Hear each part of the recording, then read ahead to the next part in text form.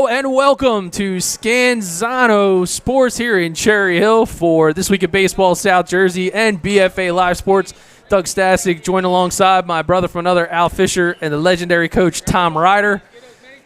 Well, welcome back. It's winter. We're in Cherry Hill. It's where it all happened. This is like a homecoming without the fix-its. Yeah, so listen, we got a bunch of 22s we're going to be working out today, Coach. And we could actually be outside today. It's 59 degrees right now. You sound like John Scanzano, who tried to hit me up yesterday and was like, hey, why don't we go outside? I'm like, hey, why don't you give us more than 12 and a half minutes notice? But can't blame him. Yep, absolutely. Hey, that's John. It wouldn't be Scanzano if it wasn't that one of those types of calls. Yeah, man. So you can see the guys behind us that are getting ready to hit. So we got quite a workout that's on deck. So winter workout, not really a typical kind of showcase, but the good news is we're going to get a chance to introduce everybody to some of the up-and-coming players locally from throughout South Jersey. You can see some of the dudes behind us. We got Paul VI hats. We got Cherokee hats. We got King's Christian hats.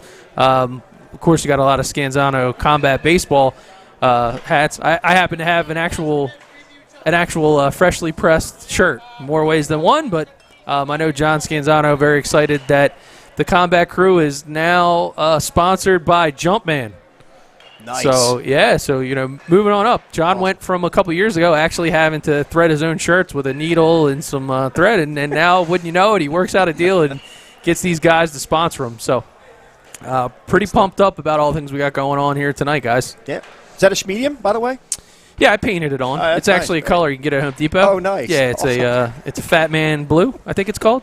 You got a nice flag on the side right there. Put that on. That's man. A good look right there. All about it. So, in all seriousness, we have to give a lot of thanks to the Scanzano Combat Baseball Squad for giving us the opportunity. We were the first to go in about a year, so actually 14 months ago. Yeah. So if our guy Charles is around, we got guys that are swinging the sticks, and we got guys' heads being cut off. So perhaps he's right there. So if anything, all right, give him a little communique. How about if I step away? Nah, that's all good. Right. I gotta hook up the pocket radar. So actually, I'm gonna be the one that'll step away here for a second. Okay. But Charles, if you can tell him, Josh, that he's out of frame.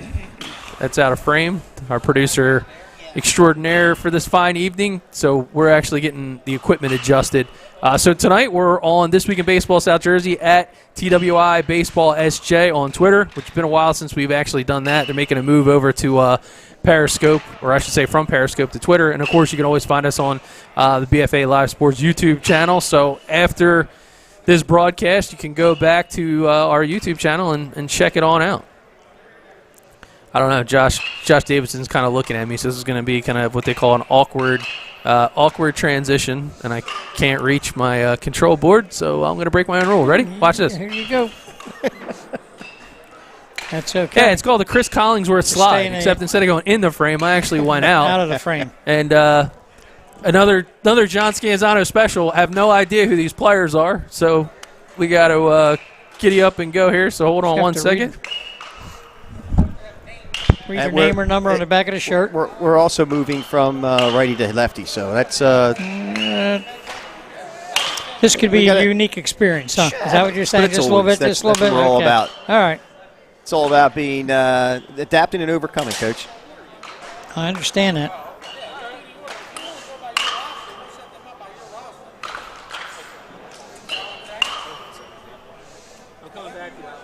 Okay. Is that how much you want to see this gentleman right there? Oh, not us. I want to see you, actually, yeah. Hey, what's up, brother? How you doing? Nice Scanzano. Good to see you, man. So, yeah, we are back here getting ready to get ourselves adjusted with the camera, get the rosters that we already have in place. We're about ready to move forward, according to our crack producer, Josh Davidson. Josh Davidson. And, again, Coach Ryder, this is yes, sir. This is something that we always look forward to coming back. Basically, as I said earlier, like a homecoming. The Scanzano Combat Baseball Organization is a top-notch organization with lots of guys who have a lot of passion for baseball, but also have some pedigree as well. And that's the main thing. So Absolutely. You got guys that have baseball backgrounds, teaching the great game of baseball to some young men who want to move on into the high school ranks, into the college ranks, and who knows, maybe beyond that. So tip the cap to the Scanzano Combat Baseball Organization.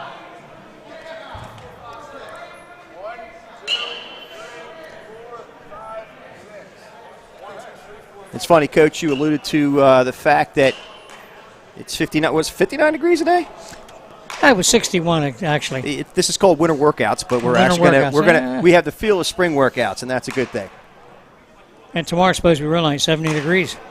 It'll be an outdoor thing then, for sure. And I'll be working indoors. Unfortunately, my current job doesn't allow me to be outside. Well, according to my boss, he says I'm stuck to the desk too much anyway. So maybe I'll get outside for some fresh air.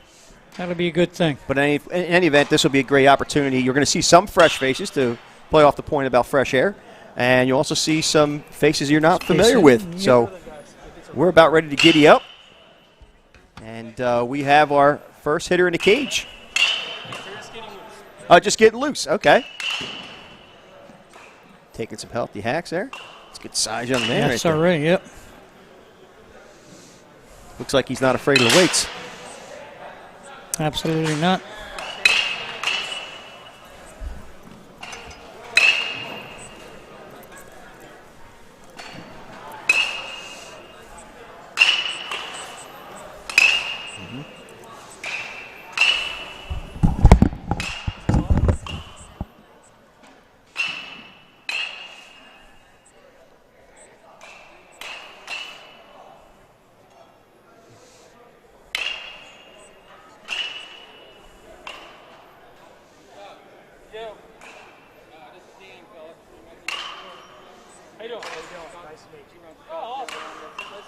Yeah, great opportunity to see some of these young men just get the warm-ups, get the muscles nice and warm, take some healthy hacks to baseball. And then once we go live. As opposed to the last place we were, plate coverage is better already right here.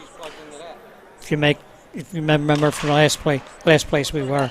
So when you mention that, kind of maybe explain to some of the novices out there what you mean by that. Because obviously we have college coaches that are watching, but also the moms and dads when you talk about plate coverage. Remember the last place we went, guys were too far away from the plate. Right. And they were trying to create the pitch that they knew they could hit. Mm-hmm. These guys are standing getting good plate coverage where they can cover the inside pitch down the middle, and the outside pitch. If you remember the last place, they had a lot of trouble hitting anything with authority from middle of the plate out.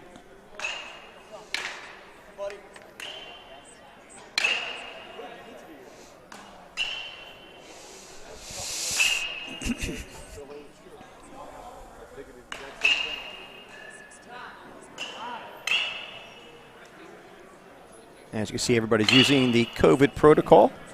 Yep.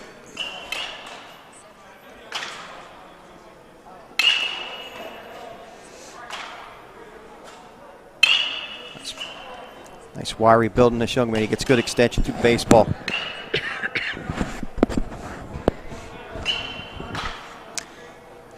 I think the COVID protocol might be around for a long time, I think.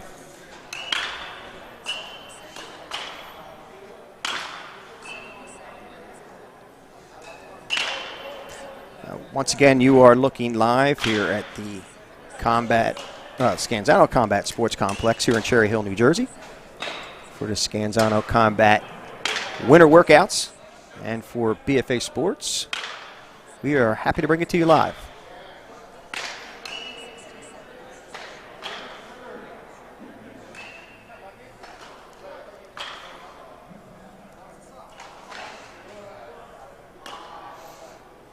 Well, it's going to be hard. I'm going to want to look over there. That's going to happen. So Coach is referencing the fact that we were actually watching the young men who are just to our right hitting the baseball, but we're actually looking at it on a monitor. As I know, Coach, you like to take it all in.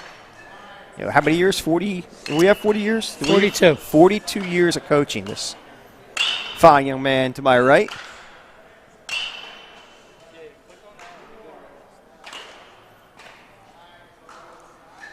The last guy's a big boy. Yeah. He was barreling him up really well. Oh, yeah.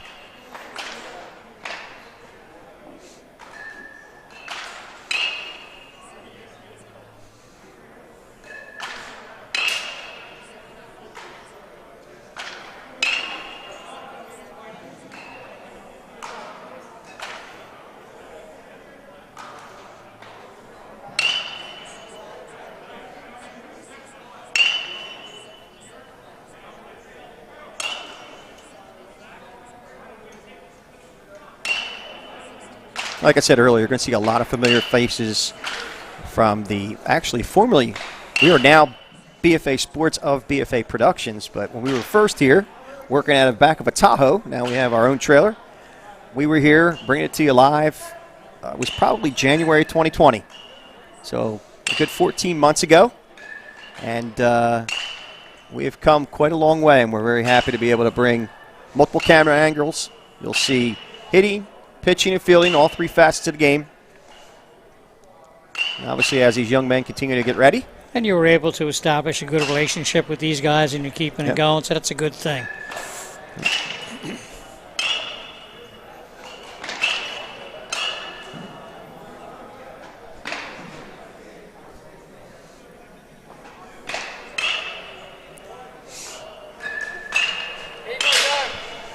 Again, this location here in Cherry Hill, New Jersey, Scanzano Sports Complex is a very spacious warehouse here that they've converted into a baseball complex.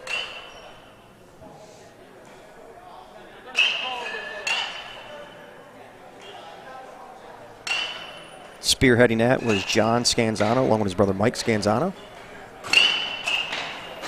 Very reputable program here in South Jersey.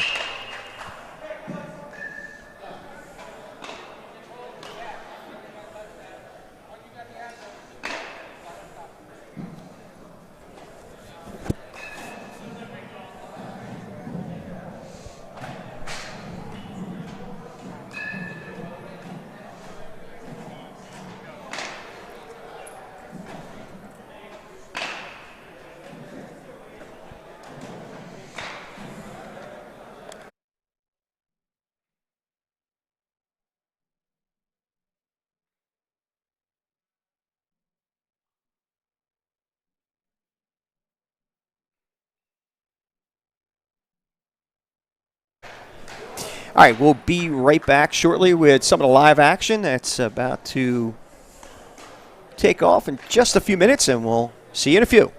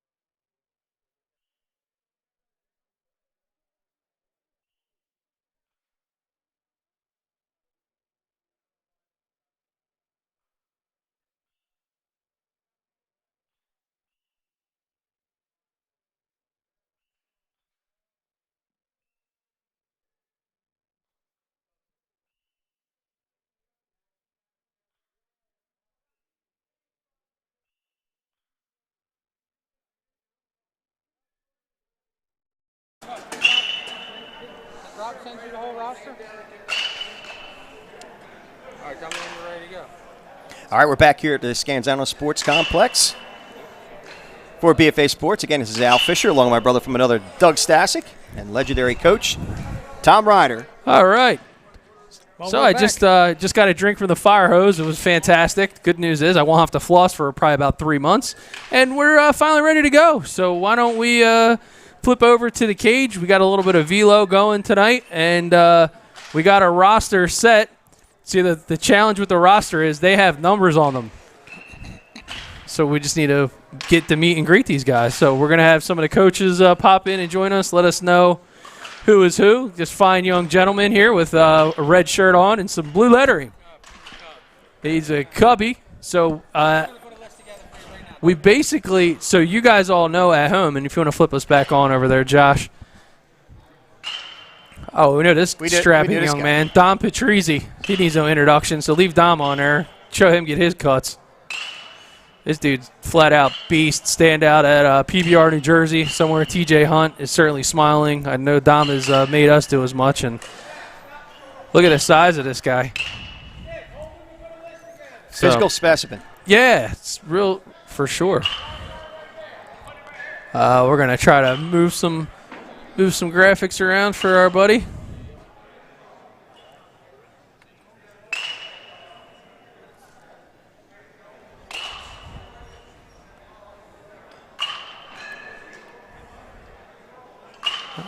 And you're going to see guys jump in and out all night. So, Al, if you want to do some heavy lifting, carry me here for a couple minutes. Sure. There you go. Sure, we got number 1 stepping in.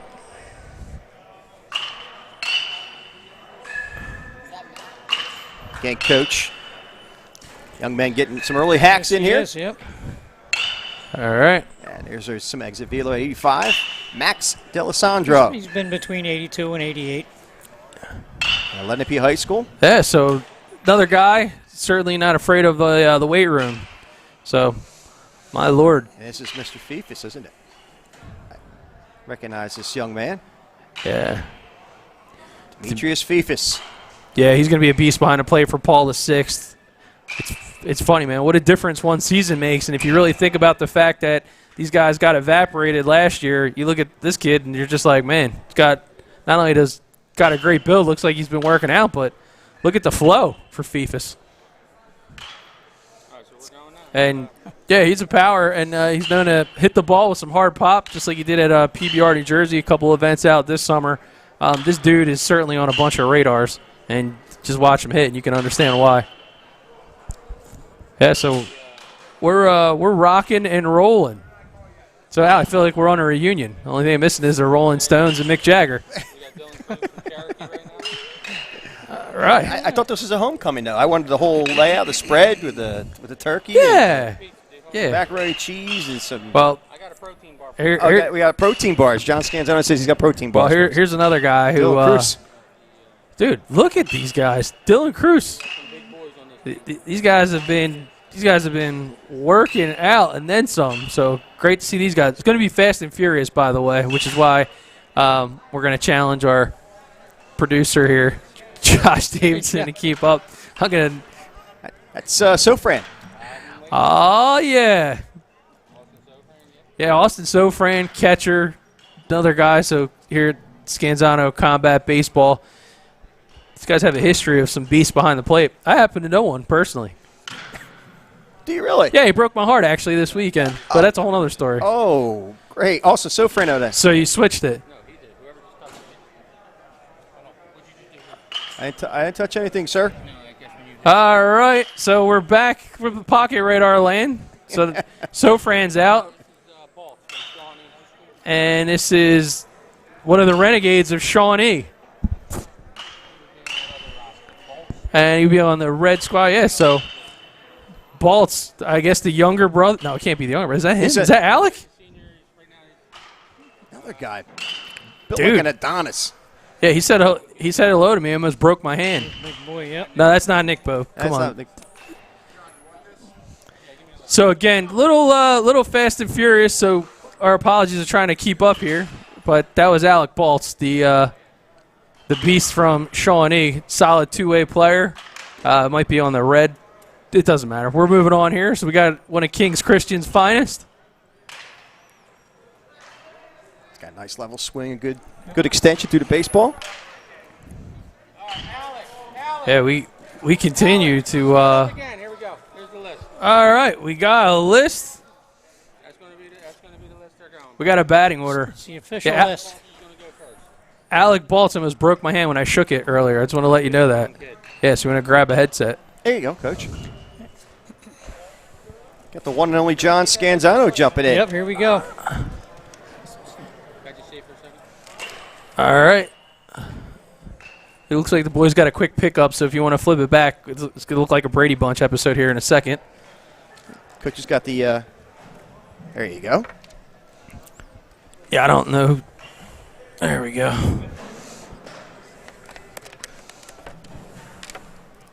All right, moving around. Live TV. I don't like it. Moving a lot of stuff around. I apologize for John, people have a that just seat. saw parts of me that they don't really need. Have a seat right in here.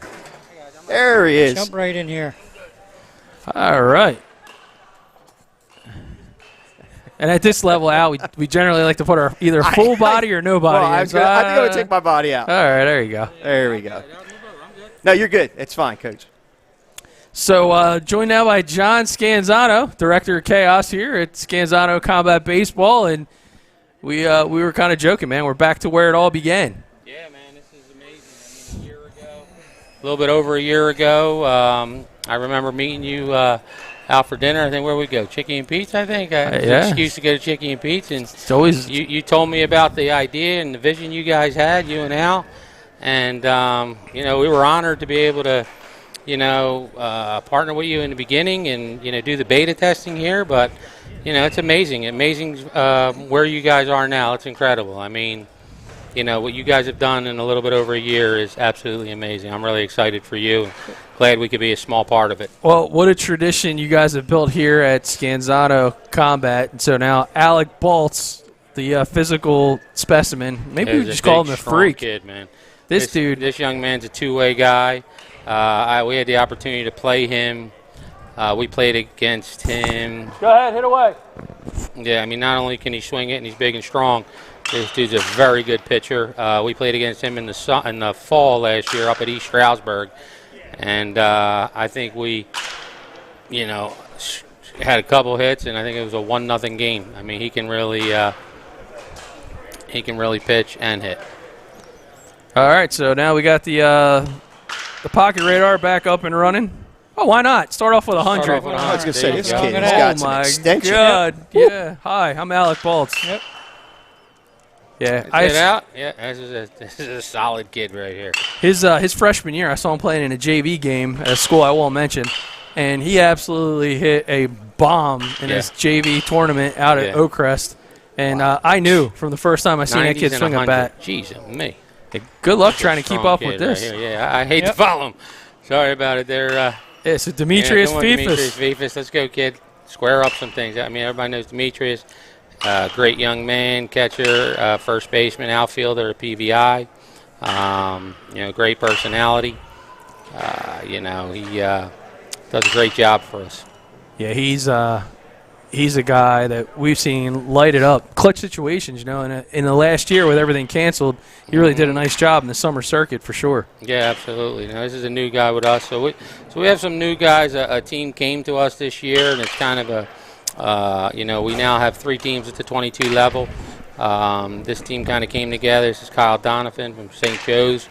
Nice little player, can fly. So you're grabbing guys from across the bridge now even. Yeah, well, hey, they Success breeds success, right? absolutely. Dylan Cruz, Cherokee High School outfielder.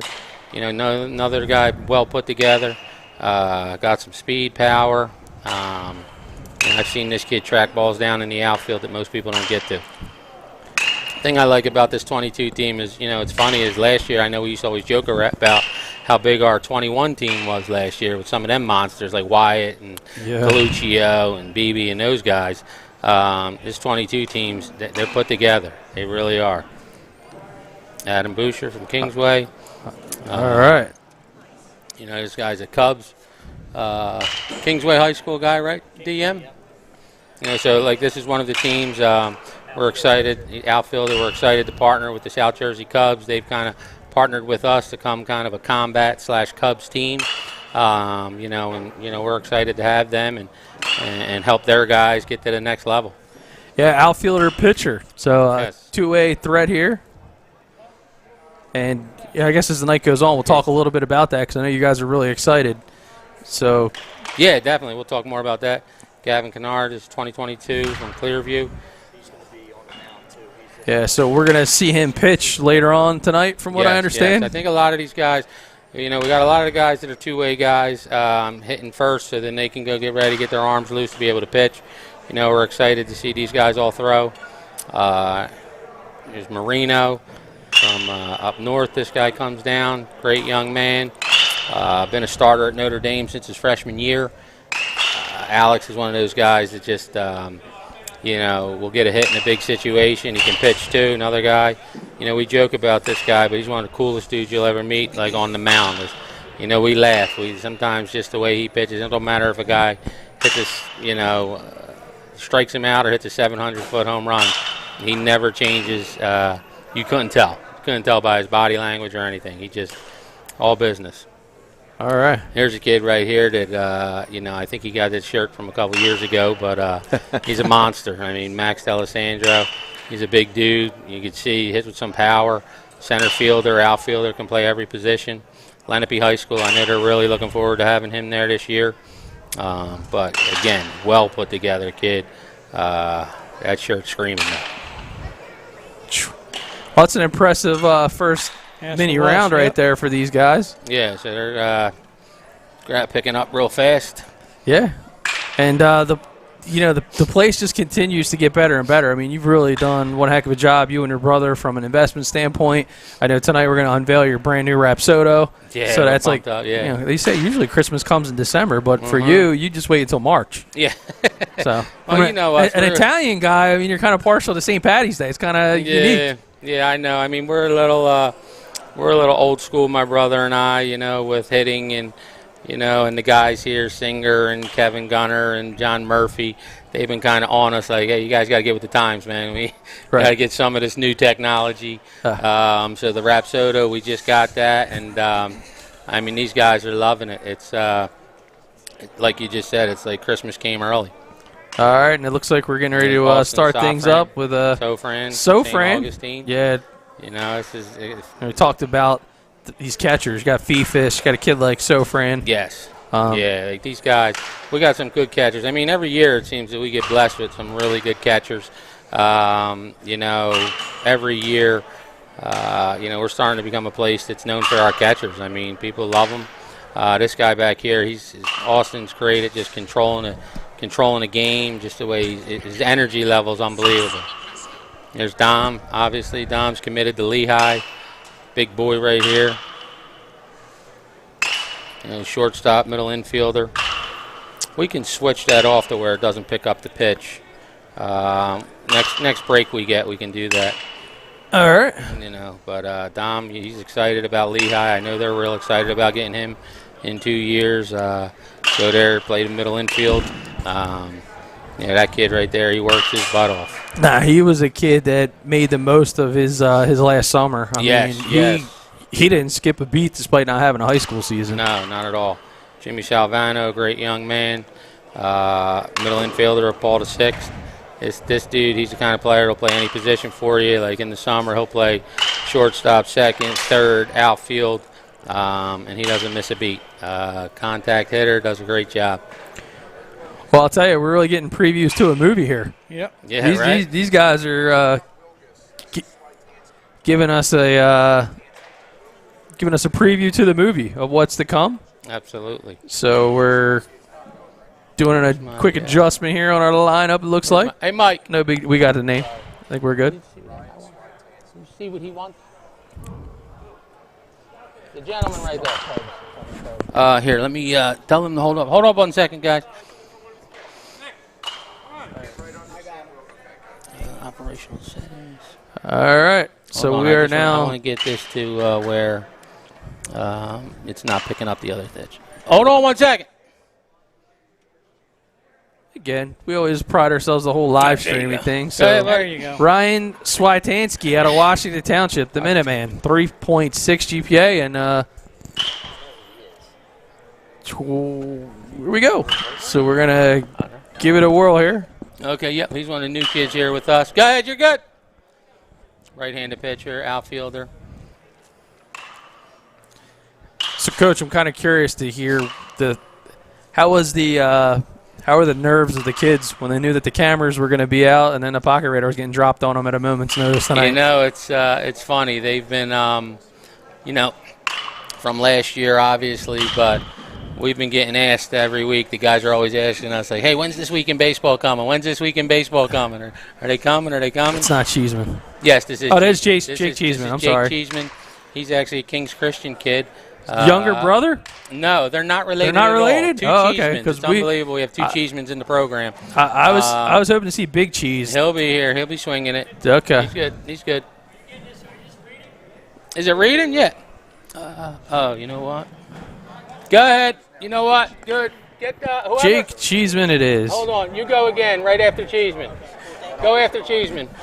All right. Is there canals close by? The radar asking stopped. for a friend. No, the radar when I switched it, I forgot to hit start. Okay. My fault. So, yeah, Jake Cheeseman, he transferred to Kings last year. Excited middle infielder. You're going to see him throw, too. His kid Awesome. got a little bit giddy up. He's going to be a guy in my rotation. Great hands, good feet. You'll see the way he fields a baseball. Got some good pop. So the guys, they've been asking, hey, when are they coming back? Or this week in baseball coming back? Are they going to do? I said, yeah, they're coming. I said, we're going to end with a bang. We'll finish it. So this is Ryan going again from Washington Township. Last time I didn't pick him up. Another right-handed pitcher. When I told them all the other day that you guys were coming, I think they were a little bit nervous.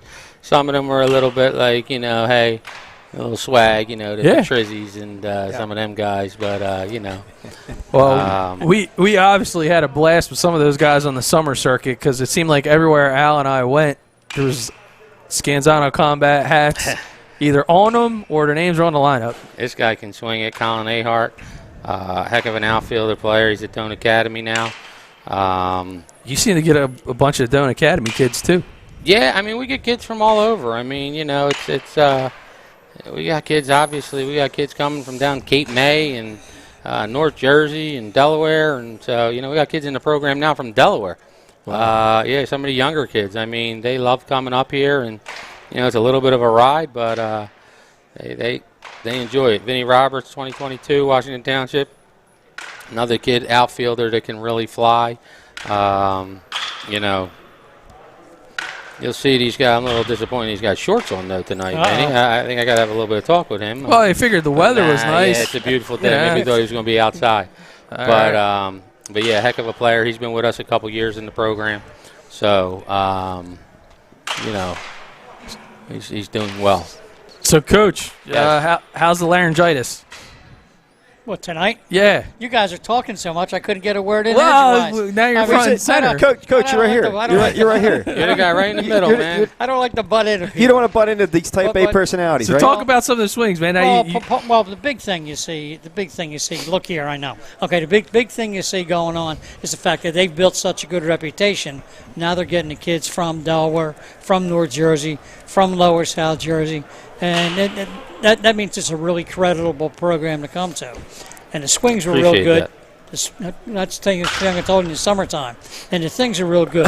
and it's really good to see this. It really is. What we got here? This is your Doane Academy. Is this the Ahart? Doane Okay, Academy, same guy, still yeah. Ahart finishing up. Okay. I've got to be honest with you. We owe it to our trainers, man. I mean, we really believe we have one of the best training staffs around. Honestly, we have, Dan Haverstick, the head coach at Rancocas Valley, Ryan Pavick, the head coach at Haddon Township, Ralph Shivo, he's been at Audubon for 20-some-odd years, Derek Reagan, head coach at Clearview, John Merck, coach at Immaculata, Kevin Gunner, the pitching coach at Rowan, Brett Young, obviously, he's at Rowan now, Jeff Singer from the Phillies, John Murphy, I don't mean to laugh. I'm just trying to. What are we laughing about? Al's deciding, should I come in the shot or not come in the shot? I got an idea. Al, why don't you run to Chicky and Pete's and grab some of that food you want and come on back, man? Yeah, what do you think? I'll go take a ride. All right. Take a ride. But, John Murphy take the works with our with pitchers. you, know. So talk to me about John Murphy, right? John Murphy, tremendous young man. As a matter of fact, he's got some exciting news. He'd be a good guy to get on the Pride mic of Gloucester today. Catholic, man. Pride of Gloucester Catholic, man. People still tell stories about him at Gloucester Catholic. I know he had a great career there, but he actually just signed today with the Washington Wild. Wild thing, out of PA in the Frontier League. So he's all pumped up, man. This young man puts in so much work. He's here every day at 10:30 in the morning doing his routine. One of the most humble young men I know. Anything you ask of him, he's just a great guy. Like I said, he'll be a great guy to talk to a little bit tonight. He works with our pitchers. And he's, again, obviously our trainers and the people we have here. We got DM Phillips here. We're excited to have him on board. I know I'm forgetting some people, so, I'm sorry in advance. But Bill Stonis, obviously, head coach at RCBC. But the guys put in the work with these guys, and it's not about just showing up. And we're not that organization that has high school kids or college kids just flipping balls. Right. We really pride ourselves in bringing in professionals, guys with experience, guys that have played at the level where all these guys want to go, and that's the key. Can we back? Okay. We tell kids all the time, to get around people that have been where you want to go. Don't go to people that, if you haven't been there, you really can't teach. You're only giving someone an idea of what it takes to get there.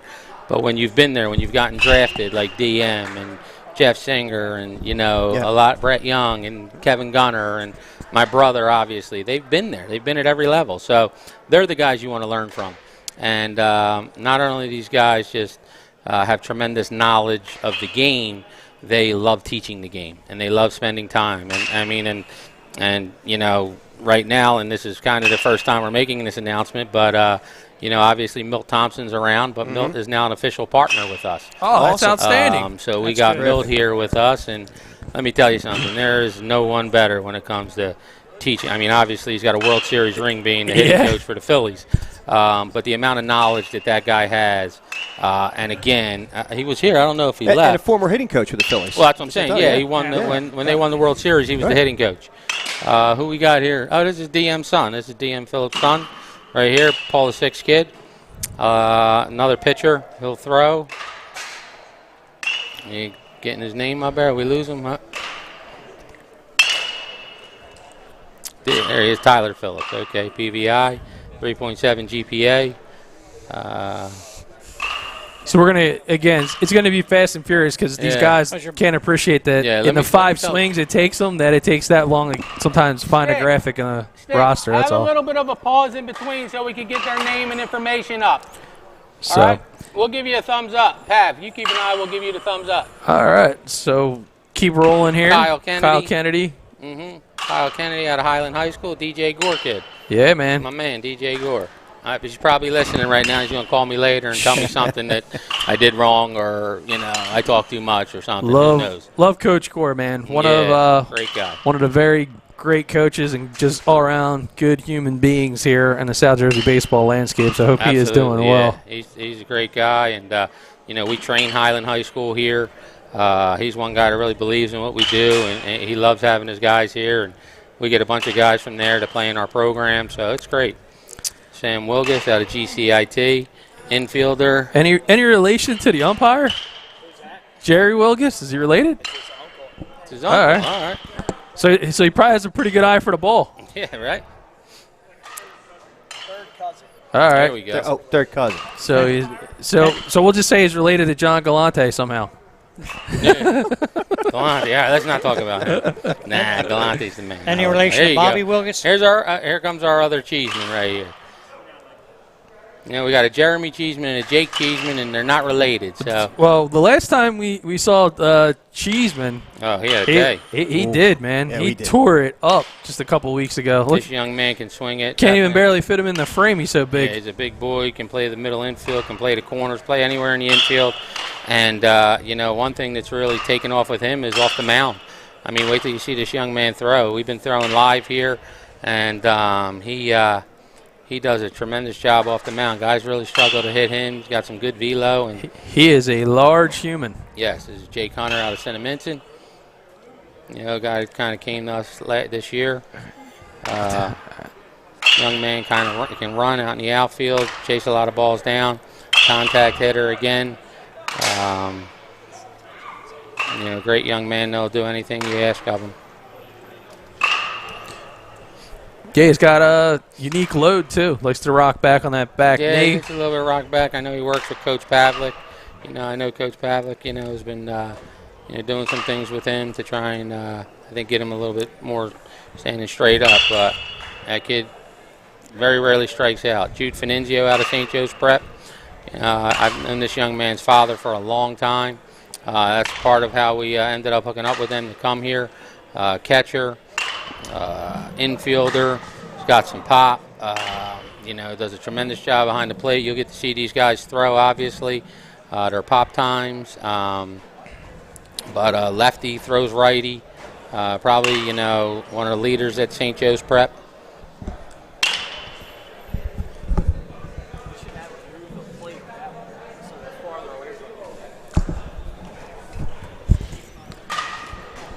So got some good velos giddy up and going here. That's for sure. Absolutely. Yeah, what was the top? 100? Yeah, well, right out of the gate. Out of the gate. Yeah, man. Man, so a bunch of 90s, 80s.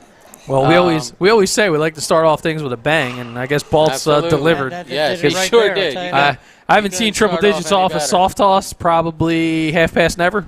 Yes, right. That's something impressive to say the least. Is that everybody?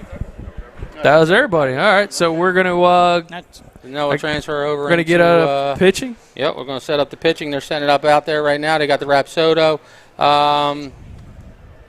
We'll get our so we're gonna have everything geared up. We're gonna have a couple of angles for the Rapsodo. So we'll probably step away here for a minute or two. Perhaps we can. Well, what I'll do is how about I get John Murphy over here? You can talk to him a little bit, and he can kind of tell you a little bit about our pitchers and stuff like that. Or yeah, no, that sounds good. We'll take a break for absolutely. We'll take a break for a couple minutes. We can move cameras around so people don't get motion sickness, and we'll be back from Scanzano Combat Baseball right after this.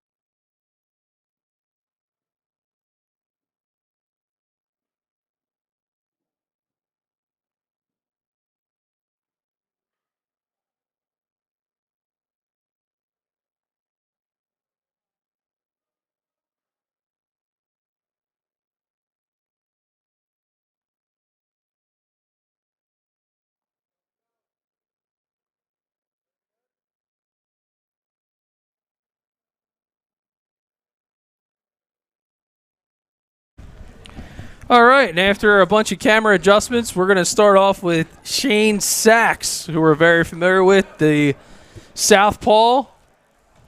Sachs Jr. out of Cherokee, the 3.9 GPA, and I promise you, you are going to like the way the ball dances with this young man.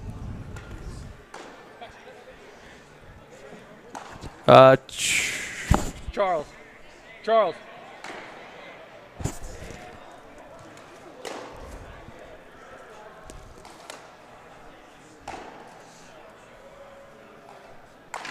All right, that's looking good.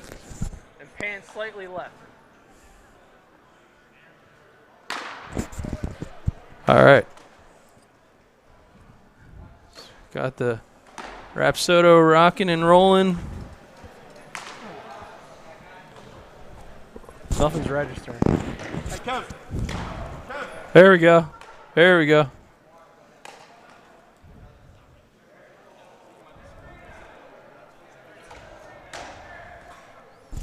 You got a green. It's showing green.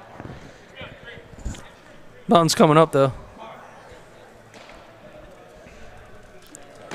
It's connected, but nothing's coming up. You might have been throwing it when it wasn't green. Nah, it's not coming up.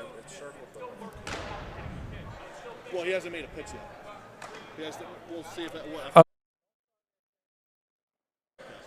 All right, so a little bit of technical adjustments here late in the game.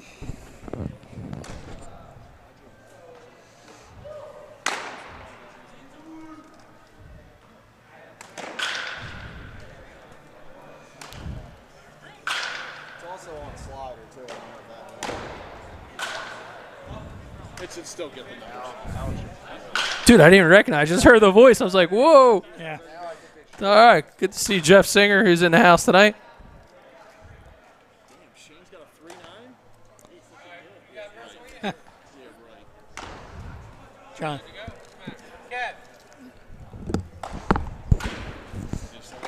All right, so Sachs is looking really good.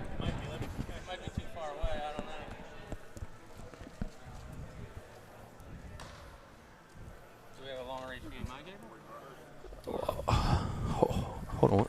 Coach, you're going to have to carry me here for a second. Yeah, take it with you. I'll bring it right back. Yep. Okay. Might be just a little bit too far. Usually we're good. Go hook up on the table. But it's showing connected even when it's here. So, like, you have the bars to tell you how far away you are.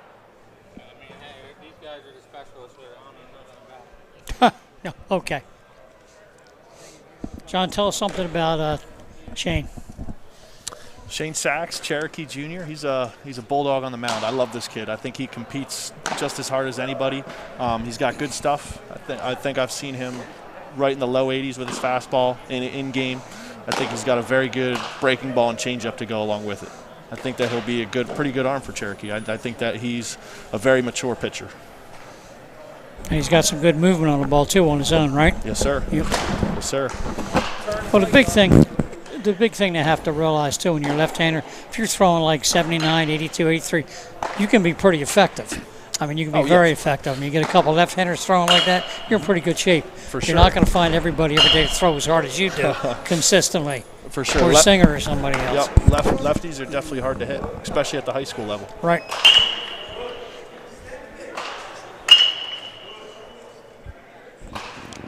So did we already bring in Shane Sachs' name? Yes. Talked about him a little bit out Yep. of Cherokee. Now he has to do it on the mound. He does it in the classroom at 3.9 GPA. So that's good to see. And what I like to see, I mean, I don't know whether you teach or not, but usually you get this left-handed kid now throwing from the middle of the rubber. I mean, a lot of times they go all the way over to the right because somebody's taught them that, or because of the holes before the rubber in high school baseball. Yeah, for me, when it comes to that, that's just a comfortability thing. Like, I know me as a righty, people tell me to always pitch on the right side of the mound, so it looks like I'm throwing from behind a right-handed hitter. So I know people tell lefties the same thing, just the opposite. I think that's awesome. Like, I think the angles that you can create are huge. But at the end of the day, I know some guys are uncomfortable throwing on that side of the mound. So at the end of the day, I really think that it's just a comfortability thing. Looks like Mr. Sachs actually has a nice lower could- body. Sorry about that, Coach. I apologize, but I only jumped in a little bit late. Yeah. It looks like he's generating a lot of power from the lower end. Okay. But do you think maybe sometimes when guys pitch from the opposite side of the mound, being a left-hander or a right-hander, it's because someone's tried to fix them because they're having trouble with some pitches maybe, and they can short-term fix them, but then might not help them over the long term Exactly. maybe. I think that moving your foot on the rubber is probably not going to fix much. It maybe, like I just mentioned, it might be able to make you more comfortable, but I don't think that's a long-term fix for any, whether we're not throwing strikes or not throwing our velocity potential. So I think what we're doing right now is I think we're reconfiguring the Rapsodo possibly. That's why we have a slight break in the action.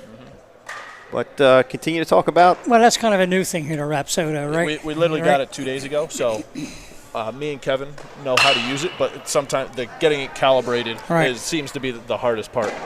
Just getting it calibrated now that we're trying to hook it up to all this stuff over here. And like I was talking about John earlier with it, John used the term old school. Me being an older guy, I'd rather say traditional. I have a problem with the old school versus new mentality, you know what I mean? Yeah. With Rapsodo and everything else they use, with all the data and everything. The big thing So you're talking about the vertical and the horizontal breaks and the spin rates and all that good stuff that you love? Okay, all right. But the bottom line is, are you throwing strikes? That's right. You're right. That's the bottom line right there. All the data that the Rapsodo gives you are great tools to add and get more knowledge and make yourself better already. But if you do struggle throwing strikes, then the numbers really don't mean much. The numbers are cool and all. You could be throwing 95 with 20 inches of vertical break, but if it's behind the right-handed hitter, then it doesn't I think the only thing that really bothers me, or scares me about using all the technology is once you get all that technology, you have to be able to use it effectively and teach the kids. A lot of people buy it and use it, but should I get a disclaimer? No disclaimers. They might not have an idea what they're talking about by using it. They're just throwing out spin rate. And I agree, because me and Coach Kevin over there are actually certified to use the Rapsodo. Right. So we did the course to learn what all the numbers mean. And I agree, anybody can look at the screen and be like, oh, you spun your fastball at 2,400. That's amazing. Or you have you throw it at this axis with this release height and all that, and that's great. But how does that actually help me?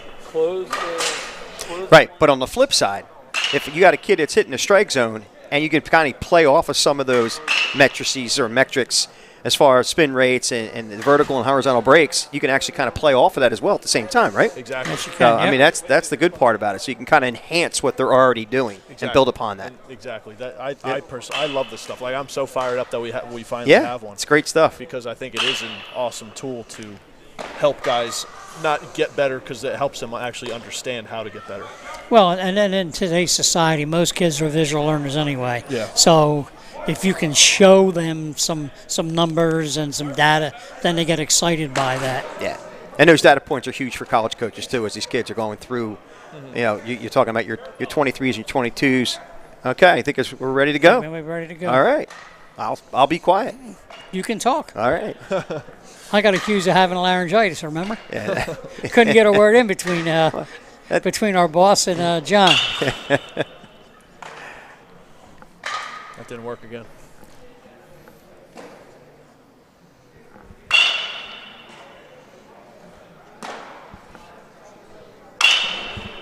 Yeah, it looks like the green light's on, too. Yeah, it's not working. Kev! It's not working again. Yeah. It's not working. Oh, hey, it's not.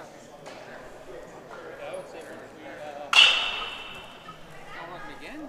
Yeah, I don't know.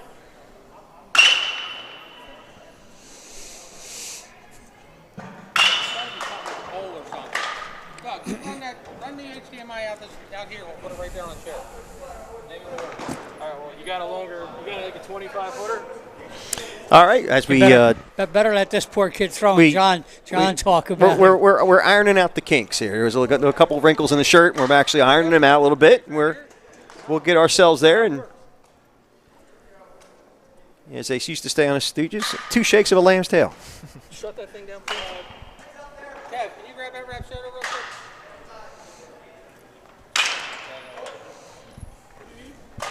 For some reason, as soon as they get over here, it doesn't pick up.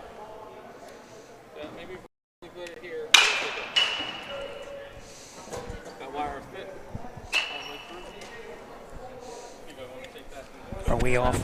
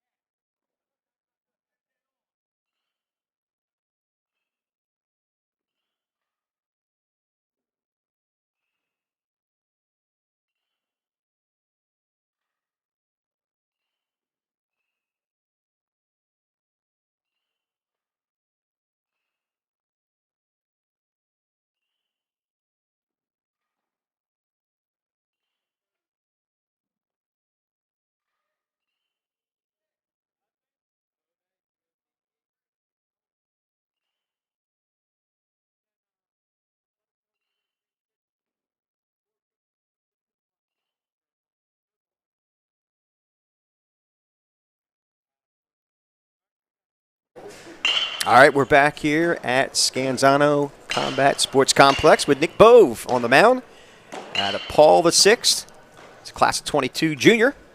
Carries a 1260 SAT score and a 4.6 in the classroom.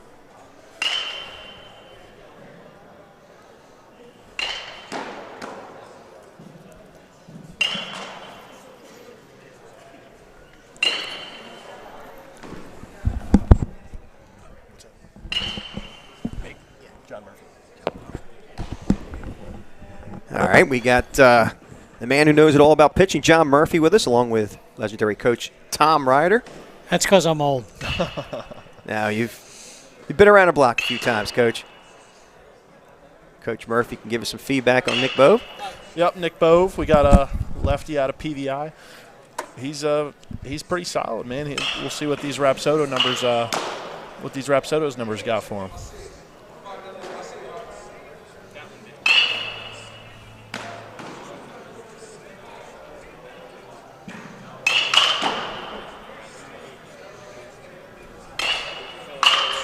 I don't know about that one.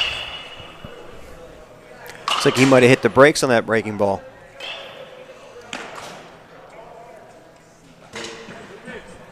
Yeah, should mention it's the maiden voyage for the Rapsodo, so a little bit of learning on the fly. So nothing like doing it on a live broadcast. No, you got your mask on, so you look like you're ready for surgery on the Rapsodo. Is that what you're doing? Yeah. Got this thing on Monday. Still trying to figure out how to fully get it connected. We understand how to use it, trying to get it fully connected, especially now to all this new equipment.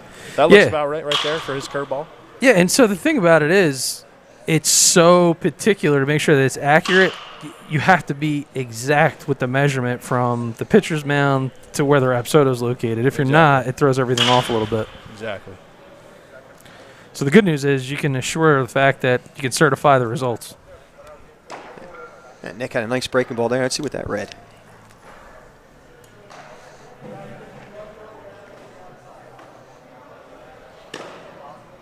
That last one did read, but he changed the pitch on it, so the data went away a little quick. Yeah. We got a fastball there. 68 spin efficiency. So on that fastball, pretty good fastball there. Would like to see the spin efficiency up a little bit, but overall it's pretty solid out of Nick Bove. What kind of spin efficiency are you looking for from him? So in general, for most fastballs, we would want to see the spin efficiency 95% or more on most fastballs. But I think that in the high school level, if we can just get it as high as possible for each pitcher, I think each pitcher's different. Just get that spin efficiency as high as possible for each person, at least in high school.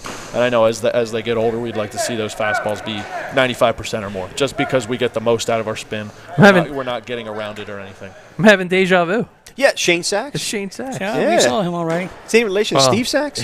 Well, I'll tell you. Could be his uncle? He deserves some love. He was the guinea pig in the first go-around of the Rapsodo, so good opportunity for him to be able to get back on there. He was almost like the poor head coach told the kid to go down there 4 times and warm up. You're going to put you in the 7th inning.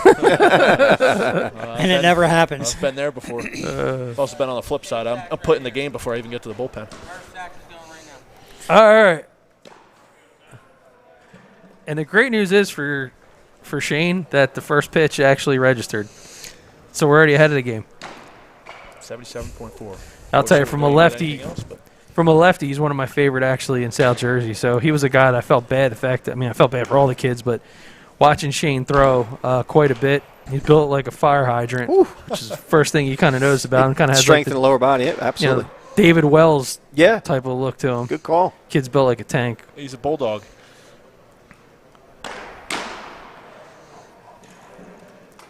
Yeah, he's got really good stuff.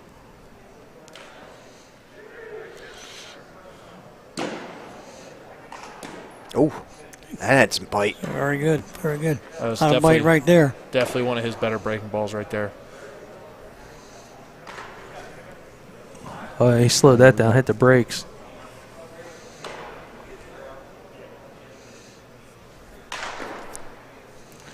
Same thing. It's a good put-out pitch. Ball drops, last 18 inches or so, gets some teeth in it, bites right down.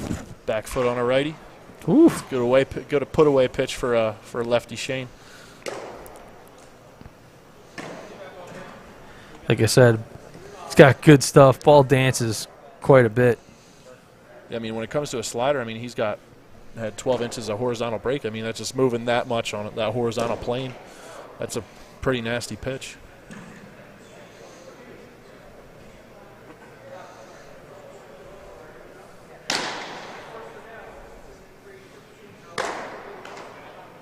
How does change up? That was his changeup. Okay. Unfortunately, we weren't able to get the readings there, but those last two were his changeup. And I think that after watching him pitch in bullpens, and I've seen minimal game innings from Shane, but from what I have seen, his changeup is very good against right-handed hitters. And then if he can get that bearing down on a left-handed hitter's bat, right on his hands, then I mean, with his fastball that moves similar when he stays behind it, very good pair, two pitches paired together.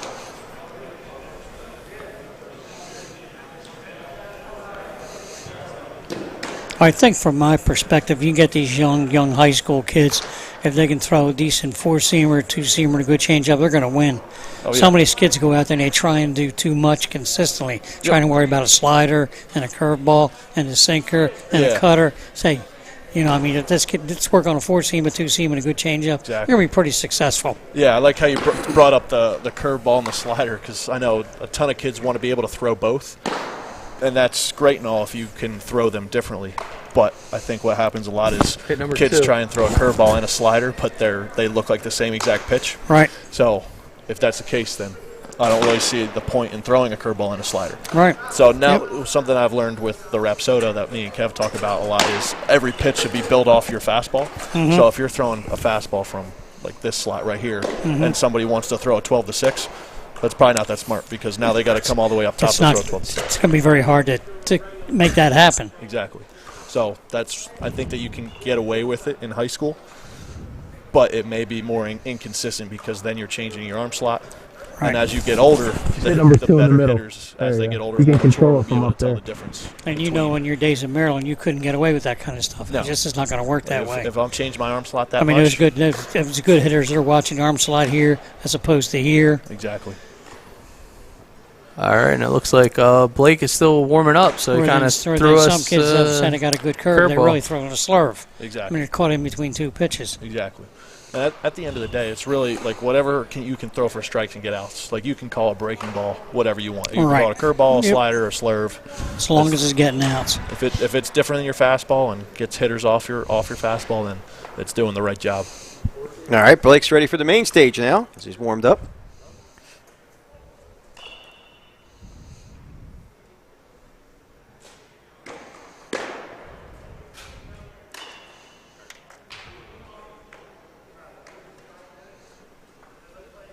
Well, no matter what the Rapsodo says, it looks like we're getting a little inconsistent readings. I like Blake a lot. I think that he competes when he's on the mound. He throws strikes. I really like his changeup paired with his fastball. Obviously we just got this Rapsodo, so I haven't seen Blake's numbers, but like I see the vertical break at 16 inches, which is awesome. That's pretty good. That's really awesome for a left-handed pitcher. Like when it talks about vertical break, it just means like the ride that the ball has. So no matter, like even within 60 feet, pitches do slow down and they actually do drop the closer they get to home plate. But when you have a higher vertical break, from what I understand, the pitch looks like it stays up longer. So it's actually physically impossible to make a ball rise, but it looks like it rises because it has good vertical break because it stays up longer.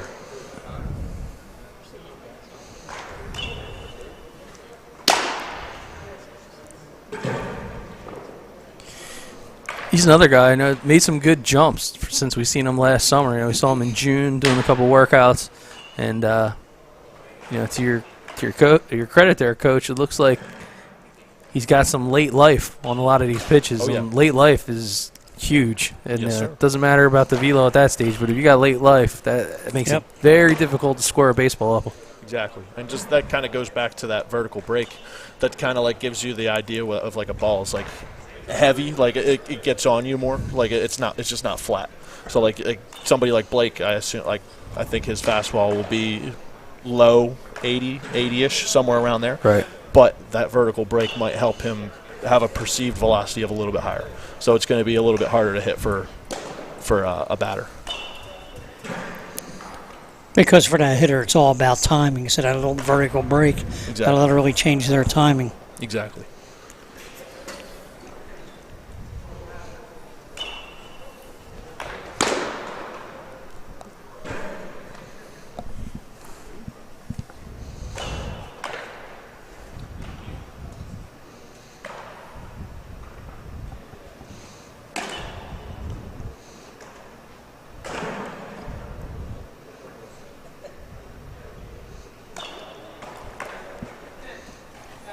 I was just about ready to say that looked a little bit better than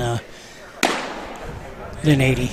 Yeah, for sure. And like that's And that has a. Go ahead, I'm sorry. I think that's something that that had 19 inches of vertical break. That last fastball at 78. So I don't know what the what you could actually equate that to, but I'm sure that does seem faster than 70 miles an hour. And I think that is super valuable for pitchers. But probably, I guess, that last 10 to 12 feet, it really looks a whole lot different. You know? And I think that's what people are starting to understand more about the velocity. It's like it's not just one metric that should define a player. It should be 2, 3, 4 different metrics thrown together and like how they work off each other. All right, we're making a switch. We're going to go over to the righties. Who was your head coach at Maryland? First 2 years, it was John Sheff. John Sheff was there, and then he went to Virginia Tech. Yeah. And then when he left to go to Virginia Tech, the hitting coach, Rob Vaughn, took over. All right. So because John was at Drexel when I was at Princeton. Oh, yeah. And then he went to Marist. Then he went to Maryland. Yeah. Wow. I didn't know I didn't even know Drexel had a baseball team. Yeah. They were good for quite a few years. Really? That's awesome. A good friend of mine, Donnie Main's coach at Drexel, and John was with him. Oh, that's awesome. All right, so again, you are watching BFA Live Sports This Week in Baseball South Jersey. Doug Stasic joined alongside legendary coach Tom Ryder and John Murphy, pride of Gloucester Catholic. And now, after his University of Maryland career, pitching for the Washington, what squad did you just sign with? The Wild Things. The Wild Things. Frontier League. Nice. That's a good nickname, Wild Things. So another great opportunity here, and a guy that continues to give back and work with a lot of these kids, which is outstanding. Man, I don't really know much of them. Bring the tripod to me and then to the left. Bring the whole thing. That's good. Now pan it slightly to the left. That looks pretty good. And then a slight.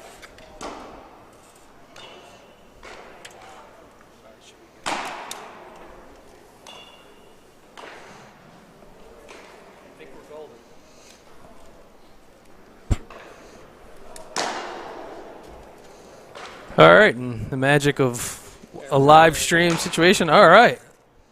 Any of this water from like Colorado or Milwaukee? No? I was kind of hoping that it might be. Two of my favorite cities for spring water. Still got a couple more days for spring. All right, and it's Carter Sorry. Big right-hander out of Clearview. Carter Sorry.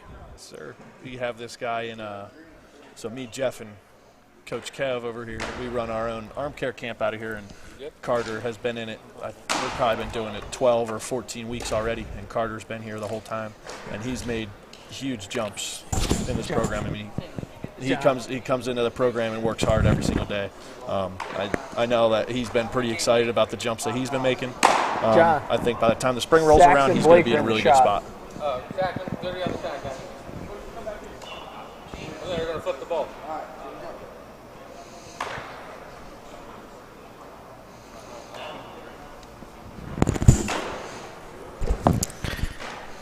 All right. Sorry. Looking to crush his bullpen at the way he crushes the books with a 3.9 GPA.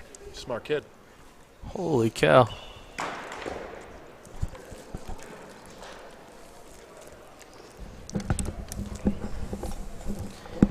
Al Fisher, nice work on the camera angle there, buddy. Did I do good today? Yes, you did.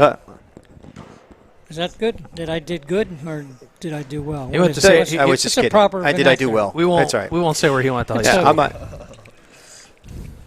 I'm sure we're not sorry to see Carter Sari on the mound. Wow, you're about 3 minutes late for that one. Did you? Oh, okay. Thank you. I'm usually late, The except for the buffet. Well, we know that. I thought you smelled the pizza. Oh, there's pizza here? All right, let's give Sari some love instead of our bad humor.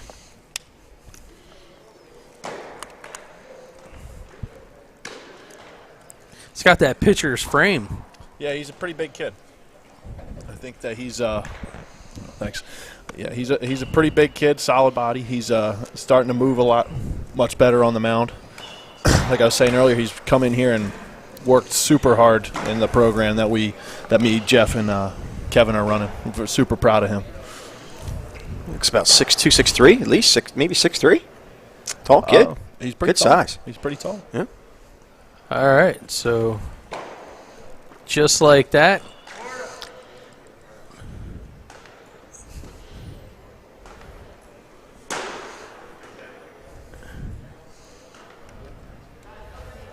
Yeah, he looks a lot taller now than he did on the mound over he's there. big. He's a big boy. Yep. Well, not to always bring my son into it. My son's fairly tall. He's got at least 2 or 3 inches on him. He's probably about 6'3". Are you sure it's your son? Huh? Because no. We certainly know you're nowhere near. Nowhere near 6 foot. I mean, if there's. I mean, this is a baseball live stream, but I mean, if you want to this is like Mario Povich. Yeah, it is. So he looks a little bit like the milkman. I'm sorry. Oh, okay. All right. Well, maybe we can get them to deliver the little DNA kit for us by the end of the show. Mario Povich, if you're out there. You guys just make me shake my head. Yeah. Well, you got to have a little humor, you know. All right. Well, it looks like another pitcher who's on the hill, who's ready to go. Got old Corda. Matt Corda. At Lenape. Lenape High School. This is another kid that we've had in our program for a long time now. He's been here. He was in the program, right week 1. He's gone through the last 12, 14 weeks, however many weeks it's been, and he's another guy that's made a lot of good jumps. He's just understanding how to move, how to pitch, just like a lot of the other guys are. I think that's the biggest takeaway, like whether their velocity numbers get better or not. Especially at this time of year, like they understand how to pitch more, and they understand how they should be moving to maximize their potential on the mound. And that 82.8 or whatever that last fastball was actually probably the hardest fastball I've seen him throw.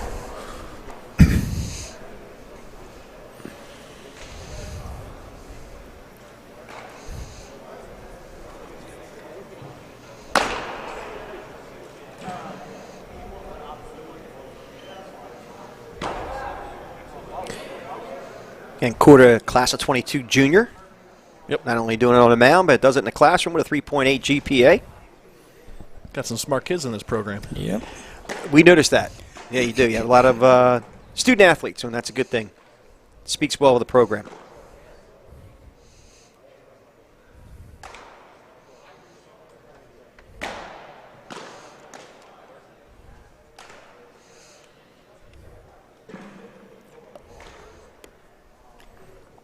See you, Kev. Kev, thank you. Thank you. Look at you. You're a celebrity here, Coach. I hate to keep beating the dead horse. That's what happens when you're old. I mean, I knew him when he pitched to Buna and Gloucester County.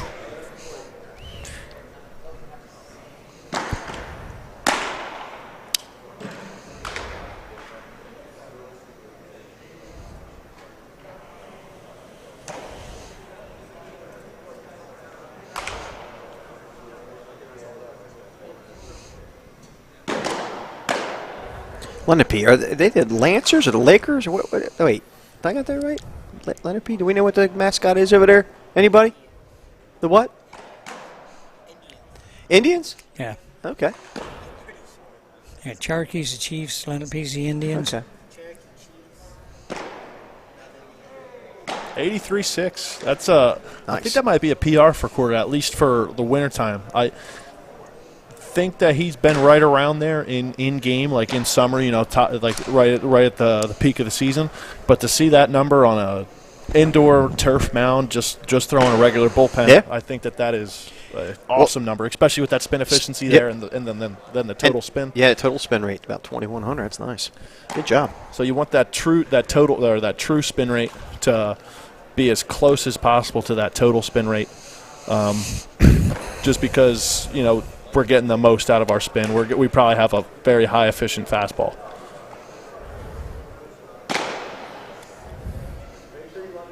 All right, we got Jake Atlas stepping up to the mound from Cherry Hill East. He's a class of 22 junior with a 3.9 GPA. Another smart kid.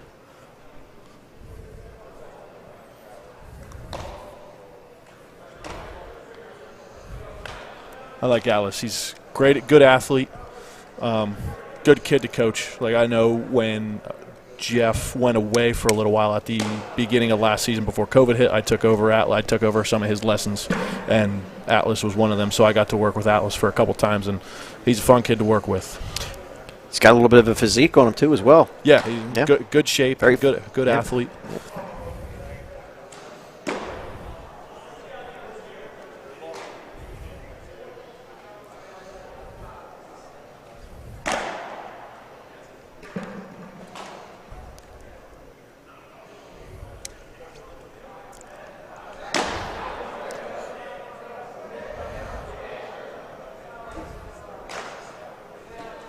He's got a good curveball. I was going to say it. Vertical break. Yep. He's got a very good curveball. Breaks a ton. I feel like it's about as close as you can get to that true 12-6 curveball right over the top. And I think it pairs very well with his fastball. His fastball comes down at a good angle.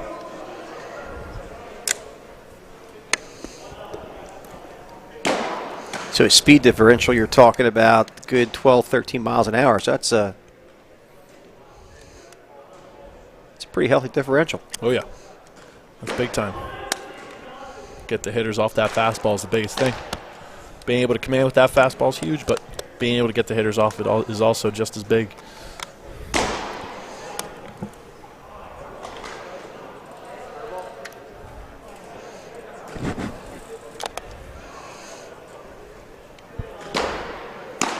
Ooh. That's it right there. Hello.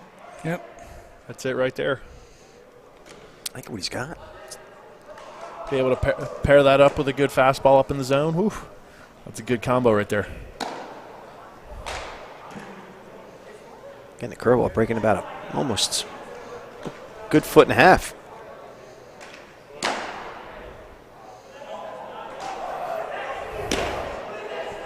Had some good run on it. Yeah, it That does. has a real good run on it. Has good run on it. Jumps out of his hand good.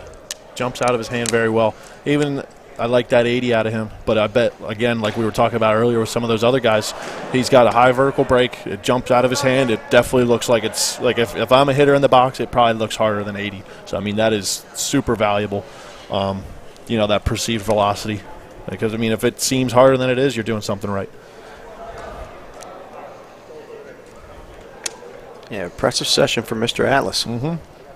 Really like that curveball out of him. Really like that curveball.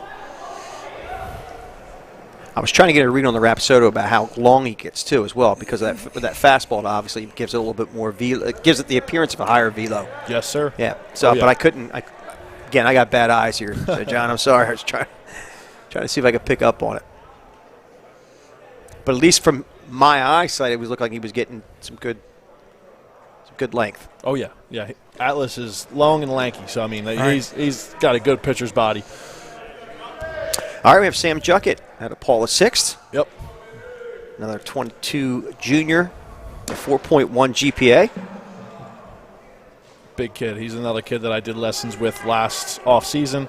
He's another kid that's been in our program for a while, and there it is, 84 out of him. I know that he's been probably right in the low 80s in that program that we've been doing, which is, again, awesome for this time of year, inside, turf mound. Like, I know me and Jeff talk about it a lot, like, especially from our experience, like, we always throw harder when it's outside, good weather, dirt mound with spikes on when we're actually playing, and I don't see any difference when it comes to these kids. Like, I think they're all in a great spot right now, and then, they have a good base built, and once the peak of the season rolls around, nice weather, I think that they're going to be better than they ever were.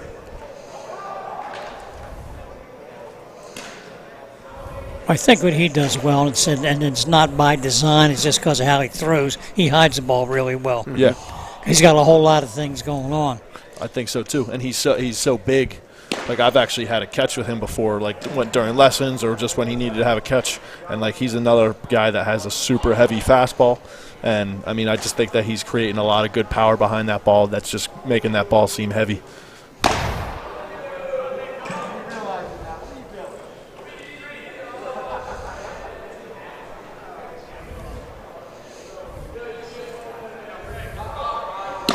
Woo. That's a good pitch. Yeah. That slider? Yes, sir. That was. I think that was one of the best sliders I've seen him throw. That was awesome. Good time to bring it out. Yeah.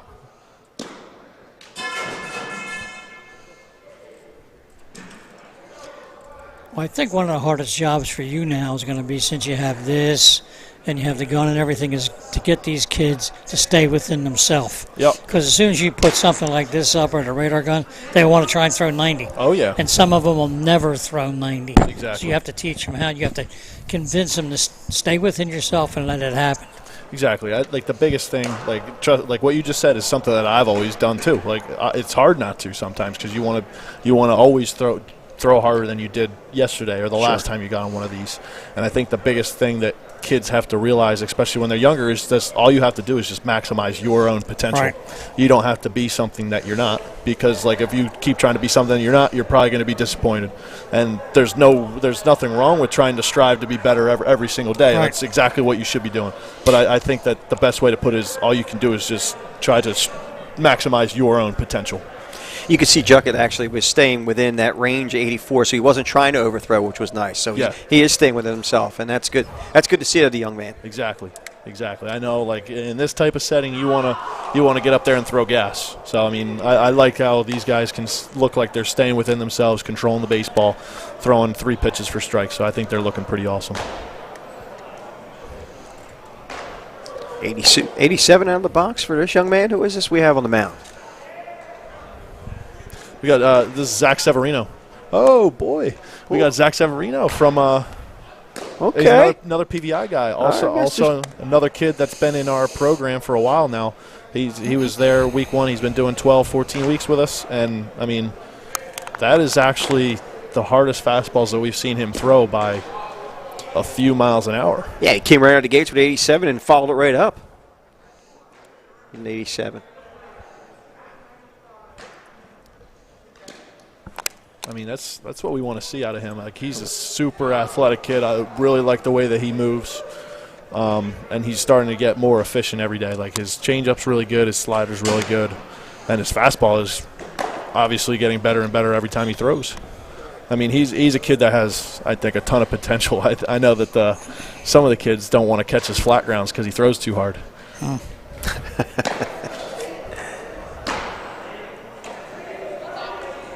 Well, I can't talk pitching like you guys, but again, we keep talking about that fastball, and then a changeup is huge. And you mentioned he has a changeup, right? Yeah, yep. He does throw a pretty good changeup.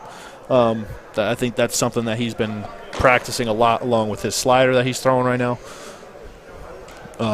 I've seen him throw some pretty nasty stuff in his bullpens in our arm care program.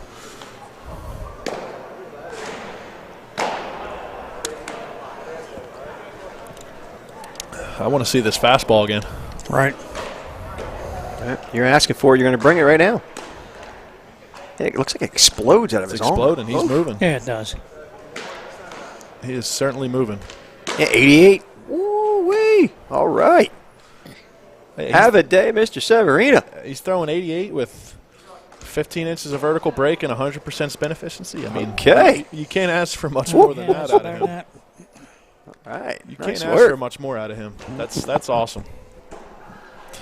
And the fact that he's athletically built, so there's some projectability out of the young man too, as well. So there's no saying that he's going to top out at 88, but he was that ball was exploding out of his hand. Look, he doesn't even believe Coach Jeff right now. Yeah, he's like, come on.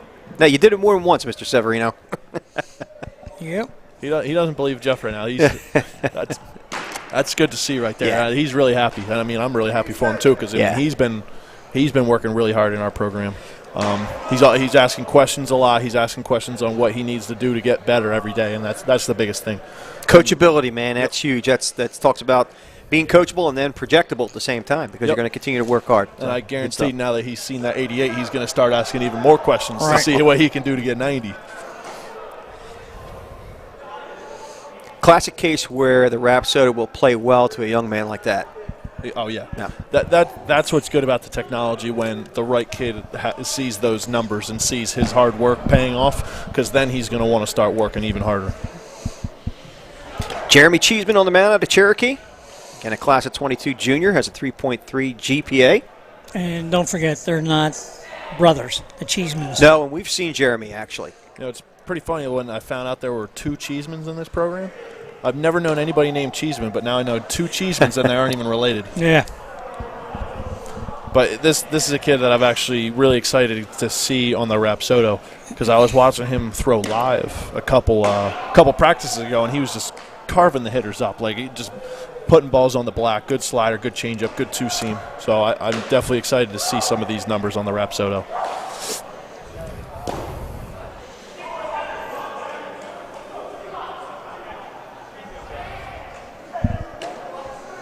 All right, 84 miles an hour there. Nice. Yeah. Good vertical break. Yep. You're learning all this stuff. Good. And that horizontal. Hey, he's moving up the ladder at 85 now. Okay. Yeah. All right, There it Mr. goes. Cheeseman. It's a good pitch here. Horizontal break means that ball's not flat. It's moving a little bit. Mm-hmm.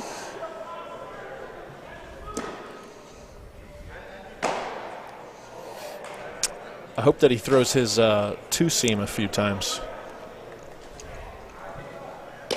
Oh, a late bite on that breaking ball. Good pitch. Says it was a change, but that broke. It was. He just didn't tell Jeff what he was Yeah, telling. I But think you could tell. so you can change. So I think the pitches down at the bottom is just for like the archives and like data and like Sure. filing stuff. That you can have whatever selected. It'll still get the correct data per the for the pitch. Right. Let's see this. I hope this one reads.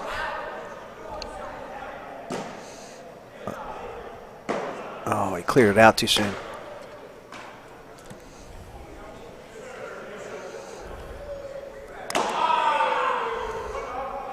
I mean, good stuff out of Cheeseman. I know that sometimes I think we were going a little too quick there for just because he doesn't want to sit around and wait for the thing to register each pitch, which is fine. I think that who's ever watching and us watching right now can see those breaking balls were good breaking balls without seeing the numbers. So I mean, nice late bite. Yeah, I think anybody could have seen that those were some of the best breaking balls probably here tonight. All right, so we have number 11 on the mound.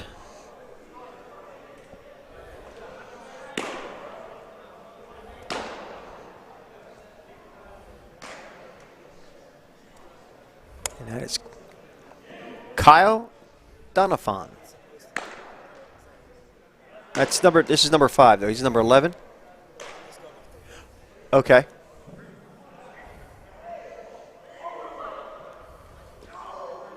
Nice break. That's a pretty good breaking ball right there. Real good Yes, one. it was. We're going to see what it read.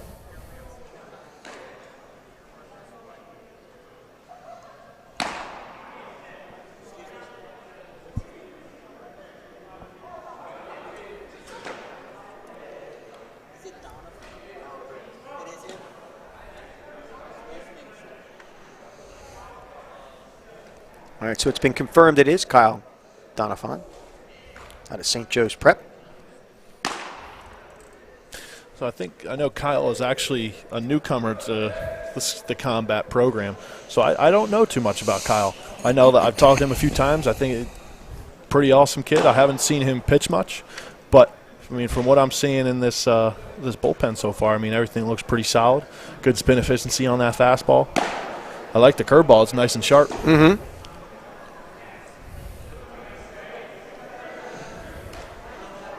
But you guys make my job easy to be able to talk the game the way you talk. It's fun talking about baseball. Sure is. I feel like I haven't gotten to talk about baseball in this much depth in a while.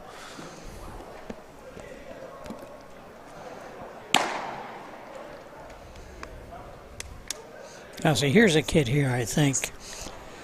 If you could convince him And I guess you can do like John said, this is old school or traditional. Move a little bit more to the right. I think it would be much more beneficial to him. But the thing is, with kids though, you're asking them to make a change instead of adapt to something. You know what I mean? And adapt to a little bit of a different movement. Because if you watch all his pitches going from the left side of the mound, everything was going into a right-hander. He wasn't using the whole plate. Exactly. And I'm not saying that's right, but I agree. But like you said earlier, kids today, they love using the word comfortable. Yep. And once you ask them to adapt to something or make a slight change, well, now they're out of their comfort zone. Exactly. And you know what? Our job as a coach is not to make them feel comfortable, to make them feel uncomfortable, to make some changes and adapt a little bit. Exactly. I know my college coaches always told us to be comfortable or get comfortable being uncomfortable. Right. That's very good. Yep. Absolutely. Yep. And I think that is definitely true because, I mean, I've never played baseball over a course of a season where I'm comfortable 100% of the time. And, I mean, that doesn't matter what position you're playing. It doesn't matter if you're the pitcher, catcher, third baseman, second baseman. It doesn't matter. Like, baseball's a hard game. You're going to be uncomfortable probably more times than you're not. Absolutely. And that's the perfect way to put it. Like, get comfortable being uncomfortable. And even good teams. You came from a very good program from Gloucester Catholic. I mean, and once you started feeling comfortable, that's when you might lose. Exactly. Because you feel too comfortable. Exactly. Yeah, so Alex Marino, what can you tell us about him? Coach? I know that he does lessons a lot with Jeff, and like I always happen to be doing lessons alongside Jeff when he's getting his lessons done. I mean, like I always see him, he's throwing a ton of strikes in his lessons, throwing a ton of strikes with his fastball, his breaking stuff. I like this kid a lot. I think he's a hard worker from what I've seen when him working with Jeff, from what I've seen at practice. I know that he's also a two-way. I know that, he's right there. He plays third base, first base, right-handed pitcher. I know that he's obviously a good student. 4.0. I like him a lot. I think he's a hard worker, like I said. Works with Jeff a lot. I like what I've seen.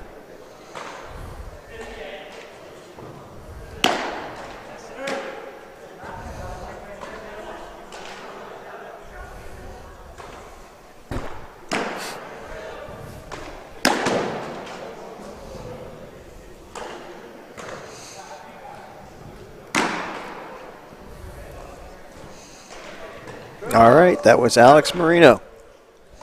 And John's going to have a fit tonight because of all the money he spent on Rapsodo was not working all the time. Well, no. It's working now. I think the challenge was just making sure it was synced up. Yeah. And we had a little bit of a challenge on our end, so we figured it all out, and we were able to give some good feedback and some good data points through the Rapsodo with these pitchers. And I think we still have. Are we moving to defense, or we have another pitcher? No, we still have several pitchers. Oh, we have several. Okay. I believe. We have 8 more pitchers. 8 more pitchers. All right, Josh Davidson is confirmed. We have 8 more pitchers, and we have one jumping on the mound right now.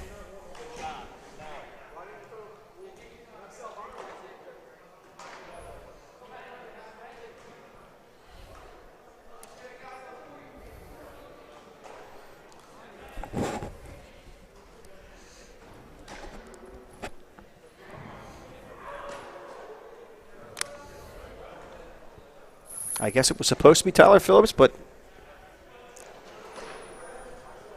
it looks like we just had a little miscommunication on there on who was getting ready and who was not ready. Looks like we're actually going to make a little change here. Jimmy Salvano is going to come up, and Tyler Phillips is going to go after him. Okay, so we went to the bullpen. Went to the pen? We went to the pen. All right, called in the righty.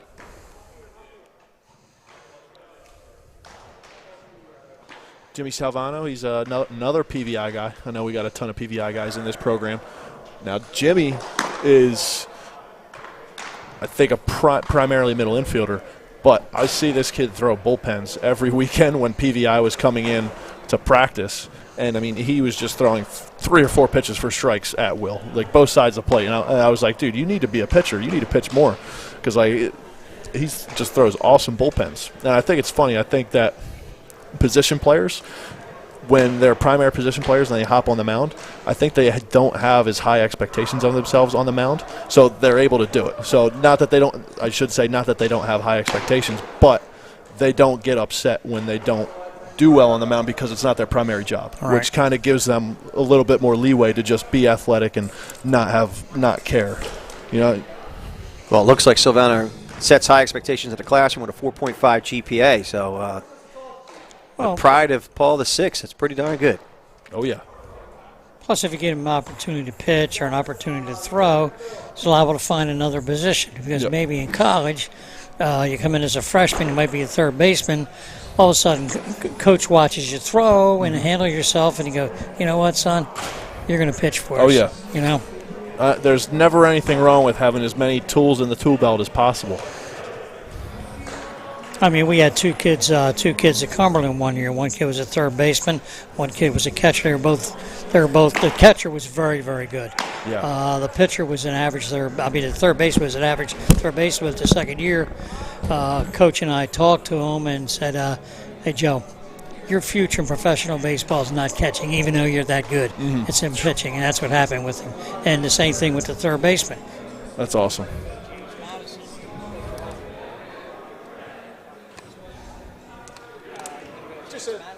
You're not going to play third base. You're going to be a pitcher. Mm-hmm. And he's minor league with the Mets now, too. That's awesome.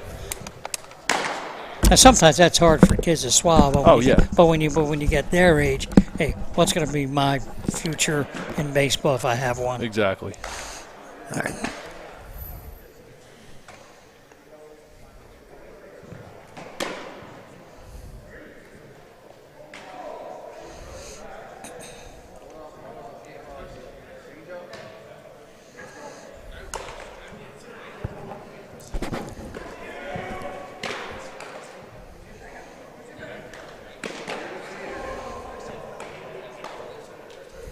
I'd probably spend some more time with him. Yeah. Spend some more time with him. For sure. Some more bullpens and. For sure.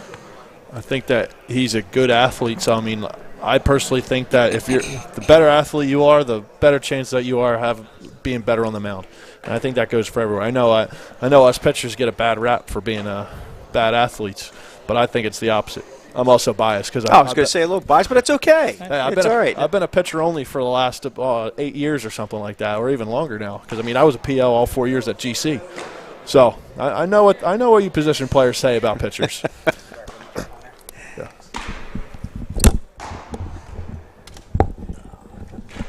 Hey guys, this is Tyler Phillips, PVI Junior, my son. So I'm a little. Oh, okay. Yeah. We'll see how he does. Just kind of new to pitching. He's only been doing it for about a year and a half. So. From Washington Township, right? We live in Washington Township. Yeah. Yep. I probably knew this guy when he was a kid too. Yeah, you might have. It's been a long time since I played over there. Yeah, he's got a chance to make an impact on the mound for PVI and in the outfield if he can throw strikes. Well, it seems to be doing a good job there, staying around patting on the. Yes. Yeah, he's not going to overwhelm you with his speed, but he will keep it down, put the ball in play.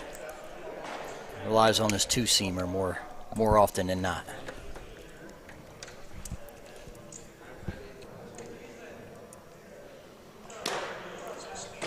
Yeah, he seems to be in the zone today, which is good. Yeah, that's a nice pitch. He's been working with Jeff Singer this winter, so it seems like he's getting loose now. Yeah, he's getting there. And his spin efficiency's nice, 98%. Yeah. His fastball? Yes.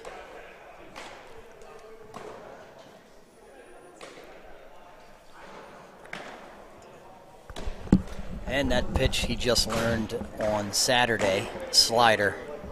So.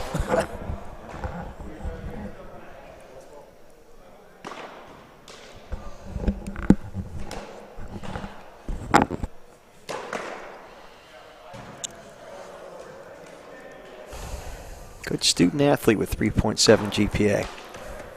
Yeah, he gets that from me. That's good. I know. I We like paused, that. but I had to laugh. I like that. Nice work by Tyler. All right, that. good stuff.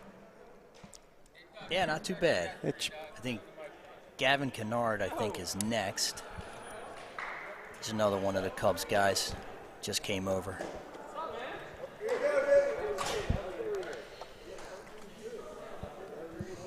Yeah, here he comes. Gavin's a junior from Clearview. Got a chance to be, got a chance to be their number 2, possibly 2-3. A lot of innings. He's been pitching for me since he was 11 years old. So.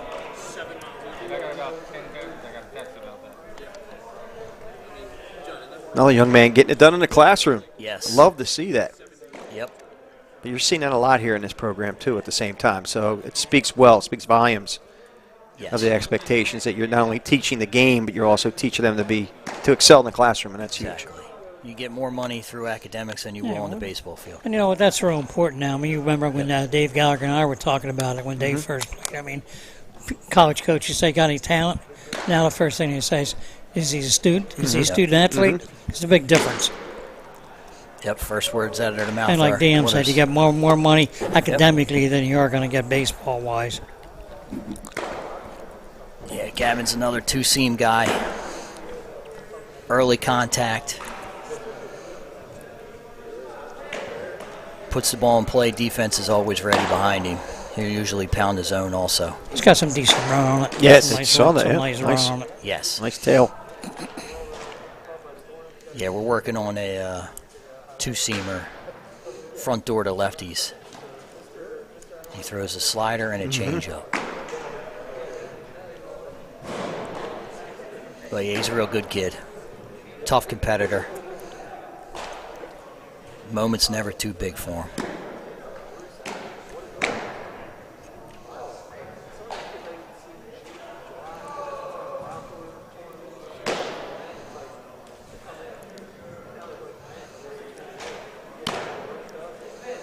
Yeah, I think he wants to be the robotics type studies. Oh, really? Yeah, Nice. he's in like the robotics club building all kinds of stuff. So he's real into that. That's a good pitch. Yeah, that's a there. nice pitch. Yes, it is, yeah. One thing I love about Gavin, he gets it and goes. There's no waiting around. Another one.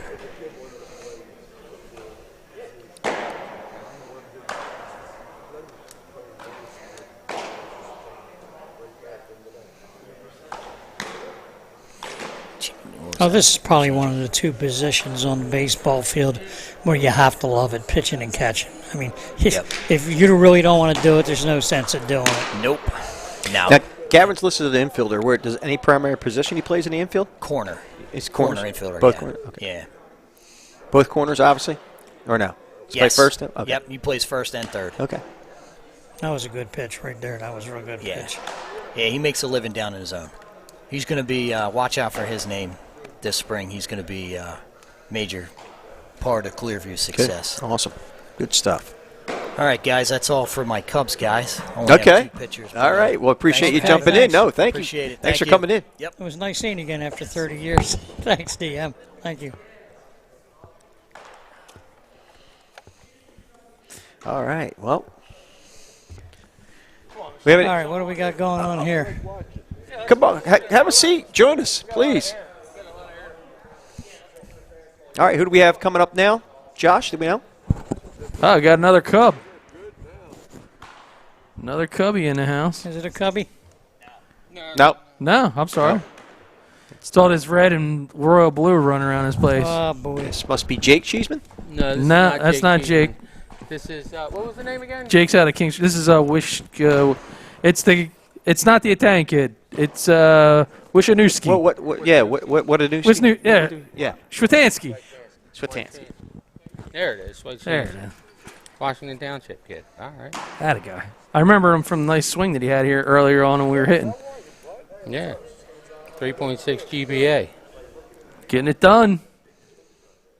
I like the setup, Doug. It looks good, man. Yeah, it's a little bit of a difference in a year. Yeah, man, it's beautiful. I mean, it's incredible. Last year, we had Al running around with a Polaroid camera. Yeah. Taking pictures. I was shaking them. Yeah.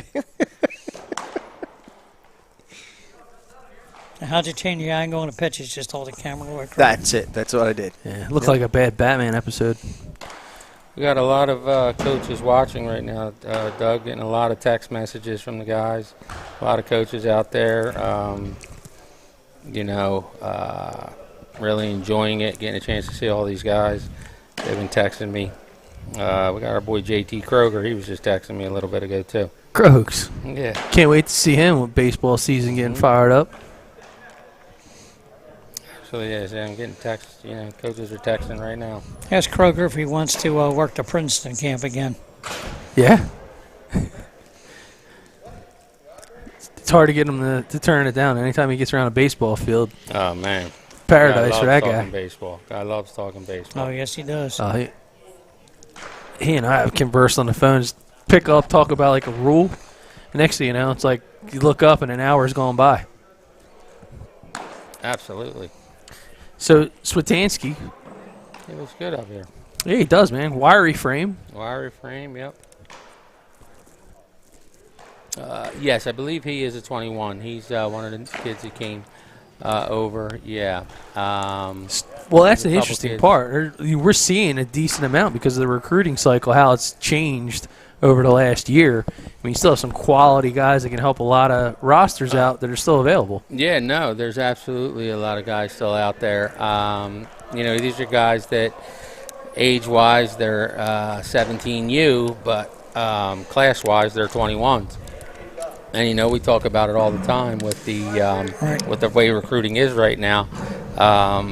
With this whole COVID mess and things, it's pushing. Look at this guy behind us right there, man. Hey, It's my dad back there in the live stream. Look at him. Yeah. The Godfather. Yeah. Come on. No, you got to come in. Come on. He's like just for a minute. He's like the guy All on right. Channel 10 News right now. They get in the camera behind the scenes. That's all right. He's waving. Nah, but well, this is Jake Cheeseman now. Let's go back to man. I'm Cheese. excited about this young man. You're going to see he's got a little bit of giddy up. He's got a nice strong arm, thick body. These guys don't want to see us. No, you said thick body. You went right to the camera to me. I thought that's I said thick body, right? Don't make it so personal now. Easy. There we go. All right, There you go. I like that. Sorry, Josh. We don't usually let Josh be the producer, but tonight I took the mouse away from him, so he's struggling. But Jake, this young man, he's been up to like 86 miles an hour. Got some nice breaking stuff. I'm going to be looking for a lot out of him this year at Kings. Him and Carson McGill, they're young, but they're good arms, and they can. They're going to have to keep us in games. I'm looking forward to seeing what he does. Well, it sucks. Last year he transferred here, he came, and I was excited about it, and to see him play, and we just didn't get that chance. Well, you got a program on the rise at Kings, that's for sure, and I'm always amazed that now over the last couple of years, these guys are kind of replenishing themselves. So guys graduate, younger guys come in. You're a coach that believes that guys should be able to compete out on the field, don't really care about what year a kid is or what his kind of per se abilities are. It's always about, hey, go and earn it every single day. No, absolutely. I mean, that's something we've always believed in here, and there's kids always looking to take your job. I tell that to the seniors. I have two great seniors this year, and Cale McGill and Mike Bonaccio. But I tell them all, like, listen, it doesn't matter if you started for me for 4 years or 2 years or 3 years. If there's someone that comes in and is hungry and wants to play, I mean, I'm going to give you every opportunity, but you got to earn your spot to keep it. Don't let anybody Wally pip you. You know what I mean? Yeah. But this year we're young. Like I said, we only have 2 seniors, but so I'm going to be relying on a lot of youth. But I'm excited for the season. We're still playing a tough schedule, so we might have to try and shock some people out there this year. But it should be fun. Well, you want to get your high school program to the level where every year you're just reloading. You don't want to use the terminology we're rebuilding. You want to just be able to reload every year, whether they're a freshman, sophomore, no matter what they are. Yeah, and that makes it much more effective. Yeah, it's a little bit different for us, obviously being a private school. I wish I could be like some of these big Group 4, Group 5 guys that have 70 guys show up for tryouts and you get to pick from them. I get 17 guys to show up, and guess what? They're all making the team and they're going to contribute and play somehow. I tell every kid on the team, like, hey, it doesn't matter what grade you're in. At some point, you might have to step up and do something. So. Yeah, but I'm pretty sure. Kyle Kennedy.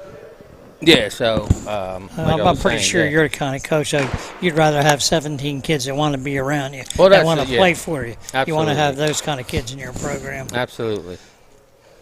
Who we got here? Is this Kennedy? Yep, another kid with a wiry frame. Yeah. Kyle Kennedy out of Highland. Yeah, we talked about him earlier.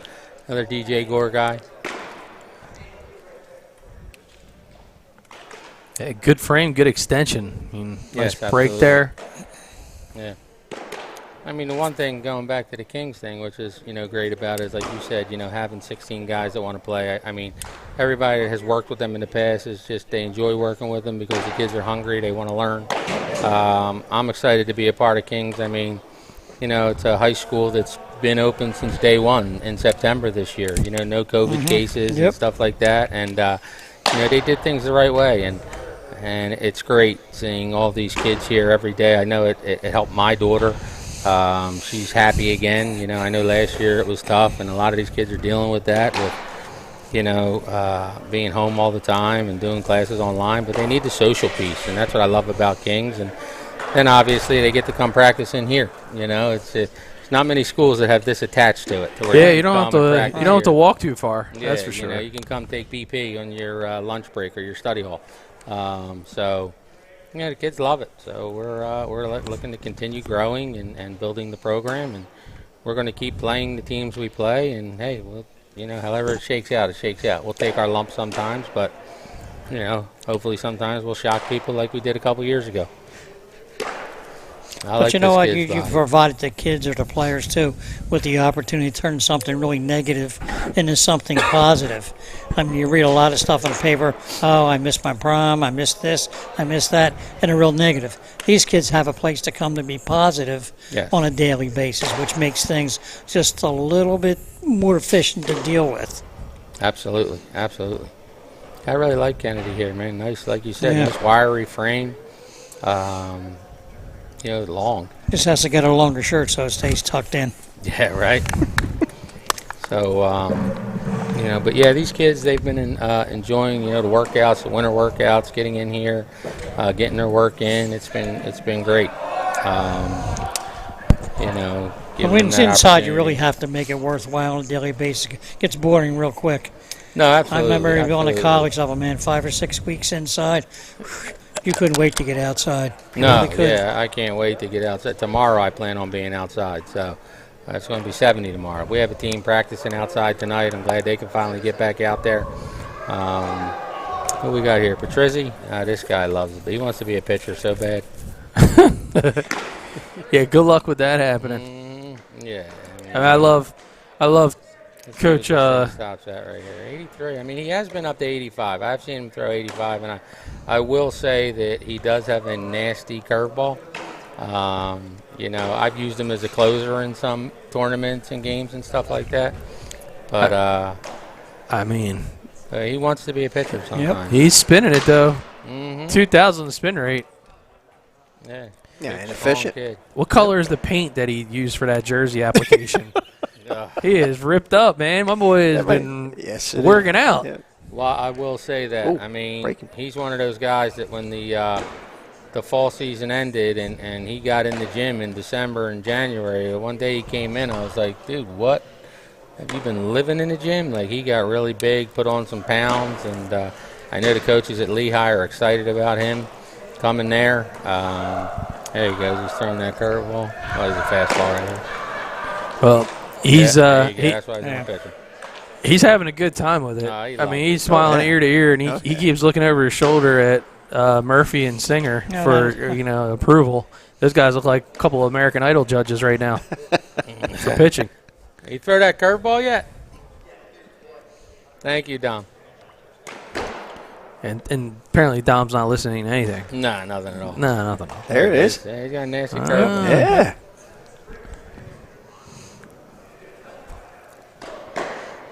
About a 14-mile differential to his fastball. Yeah, I'll tell you. He's got a nice little curveball. He's trying to climb his way into the lineup as a two-way.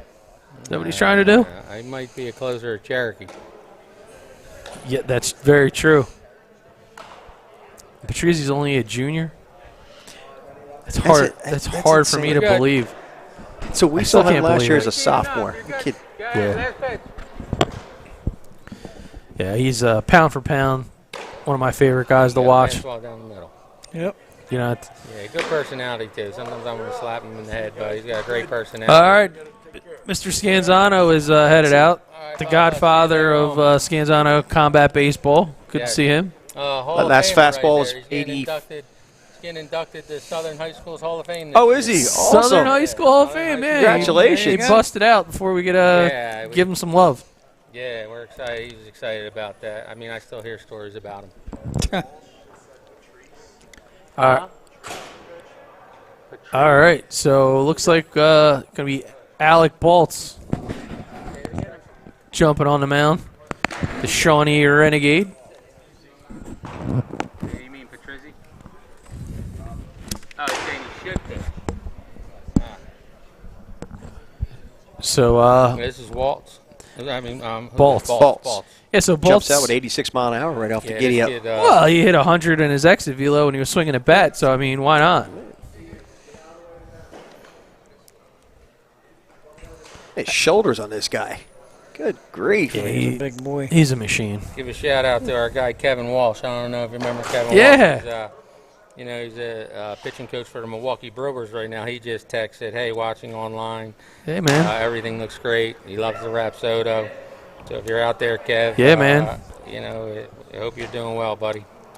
Nice to hear from Walshy. Oh, hello. We're moving up. Joe Smith says hello. Sorry. He's just climbing the ladder, though. He just got the 89. 89, Yep. yeah. This kid's a beast. I mean, 100 miles an hour in the cage, exit velo, and now he's throwing 87, 89 miles an hour on the mound. Like I said before, we got to face him in an event in Stroudsburg last year, and he kept our bats quiet. I mean, I think the final score was like 1-0. Our pitchers were able to keep us in it. So, but this young man, he's got a great body, and you could see he's just powerful. And nice breaking ball right there. Nice breaking too. ball. Nice pitch. Absolutely. Absolutely. Baltz is a physical specimen. Yeah, I'm sure Coach, I think it's Anderson at Shawnee, correct? Yep. Yes. I'm sure he's looking forward to having this guy. And we got a couple Shawnee guys in our program, and, they got a lot of talent this year. Oh.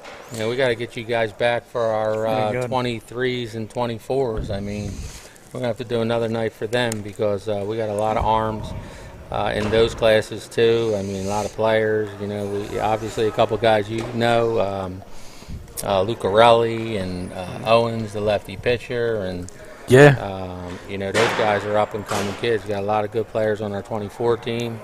The team that Joe Smith coaches in the summer, and then our 223 teams. A lot of talent. We're excited to get them some exposure. So maybe we can set up another night to get those guys on. Yeah, I know they're chomping on the bit to get here. Success breeds success, man, Yeah. and no surprise there.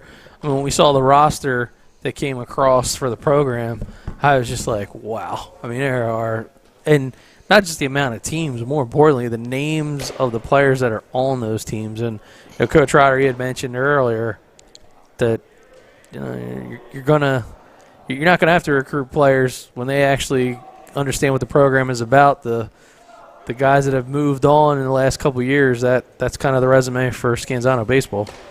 Well, Doug, you guys have been a big part of helping us out, and from day one, our mission here and vision here is to helping these guys get to the next level. Yeah. We truly believe that, if a kid has a dream to be a college baseball player, it's our job to find him a school. And it's happened a bunch of times, where, I always say a phone call, you're a phone call away from changing a young man's life. I mean, you talk about Alex Rimmerman last year, a young man that was, having to call me up one day and was like, hey, Coach, I had a couple schools on him that he was looking at. I'm really impressed by Baltz, man. I'm very impressed. Talk about exclamation point. Should be, right man. I'm curious, 90 miles an hour. He's uncommitted? I'm not sure. I have to find out. I'd be absolutely shocked. Mm-hmm. Yeah, if not, I'm sure my phone's going to be blowing up. Oh, he's a big boy. Blowing up soon. Yep. But going back to what I was saying about, Rimmerman, a young man called me one day and said, Coach, I've been looking at Swarthmore, and, do you have any relationships there? I said, no, not really. I said, but I'll get one, and made a phone call. Happened to get the head coach on the phone, and I told him about, I got a right-handed pitcher, and he said, yeah. He said, we just happened to lose a right-handed pitcher, and it ended up working out for him. So real quick, we got Alec Baltz that just jumped off the hill. So hey, guys. 100 miles an hour, ex velo with the bat, and then you're throwing 90 on the mound. That's a heck of a day, dude. It's never happened before. Well, congratulations. So Thank you. I got to ask, dude, are you uncommitted?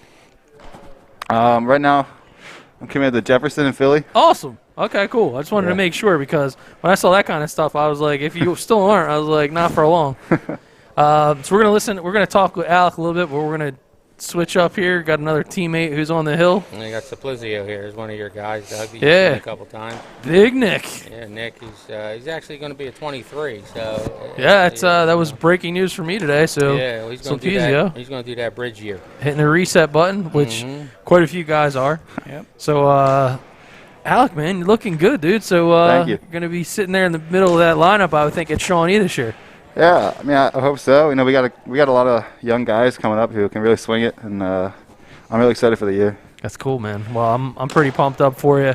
I still tell the story. I remember when you were a freshman watching you in that JV tournament, hit an absolute nuke out in Oakcrest, and I was just like, this kid is for real. I remember that. So I'm glad that things have worked out well for you, man. Thank you. Really glad. And again, your work ethic, it's very noble, and that doesn't surprise me. Knowing your parents, and your dad himself is built like a brick, in a good way.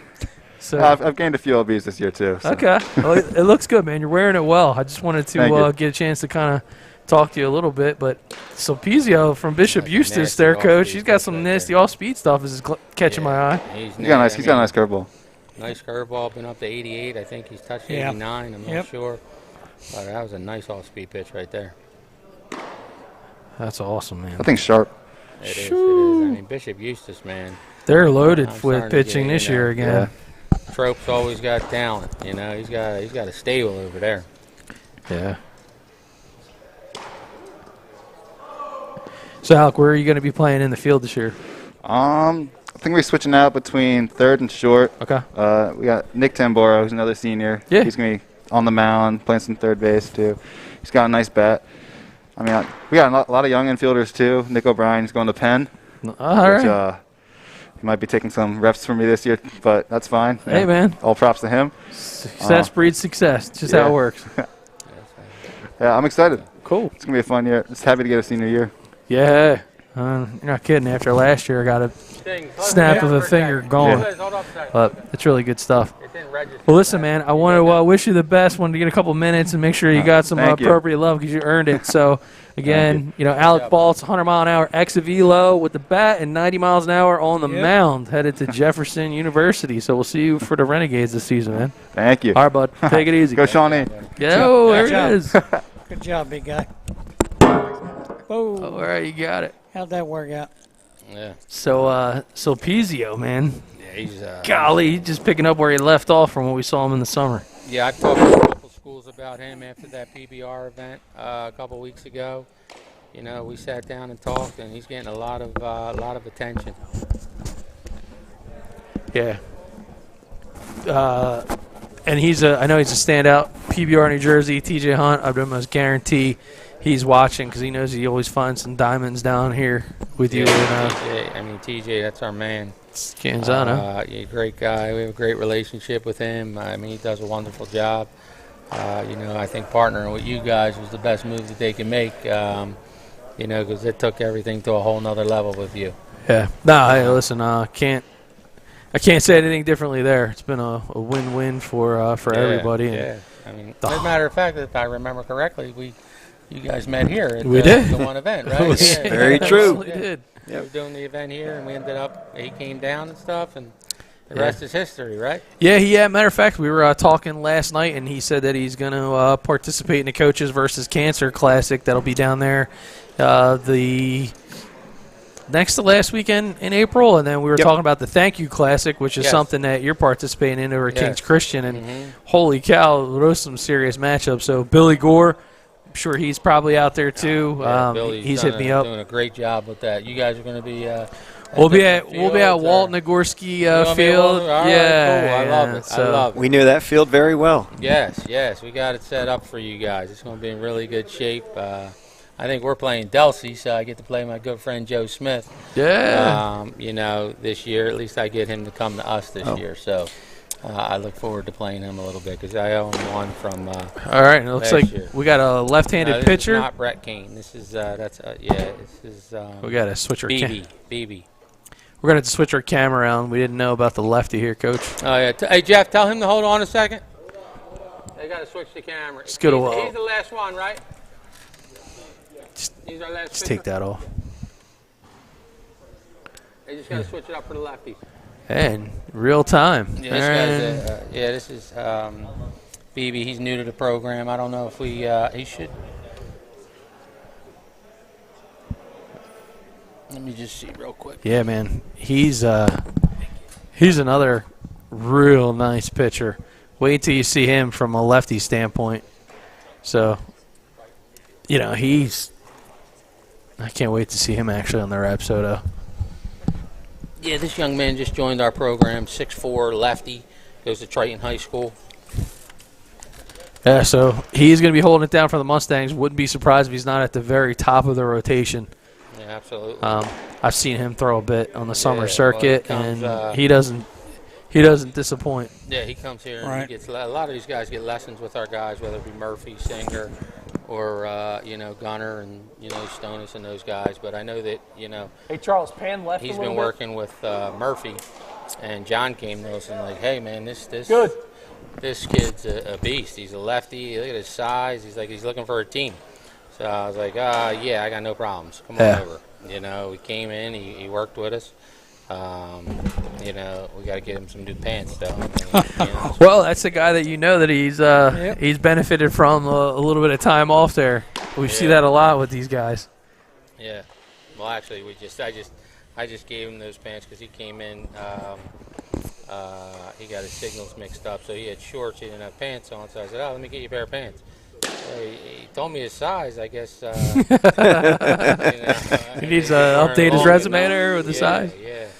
Nah, he's got a good frame. He's got to be every bit of what? 6'3", 6'4". 6'4". Golly. 6'4" lefty. Yep. Also known as the Unicorn. Yeah, seriously. Look at this kid. I mean, his great body and Coach Ryder definitely seen that horizontal break there, comes in on the hands, right-handed hitter, and. As Coach Ryder was telling us, he loves to see the ball spin. He does. Yeah, he loves talking about spin rates and things of that nature. He's just all over it. I'll just refrain. I'll refrain. I mean, first of all, you got to love lefties all the time. Oh yeah. That don't make a difference. Absolutely. Yep. 6'4" lefty with that size. He's going to have coaches salivating with that frame. Absolutely. I mean, just look at the side profile shot. I mean, he barely fits in the frame. I mean, he's bigger. He's as big as Murphy. Yeah. So we're going to try and do a real quick transition. I believe he's the last pitcher. Right. Pull that mic closer too. I'm sorry. There you go. Is that better? Yep. Yeah, he'll be the last pitcher, and I think we're going to do catcher pops first, and then we're just going to go infield, outfield, which is going to be kind of a rapid thing. So I think our best bet will probably be kind of talking about the guys as they go. Yeah. So we want to get them moving. So that's it. Pitchers are all done. Great job out of you guys. I appreciate it. All right. So Let's get us set up, and then we'll be back. Yep. Thank you, sir. All right.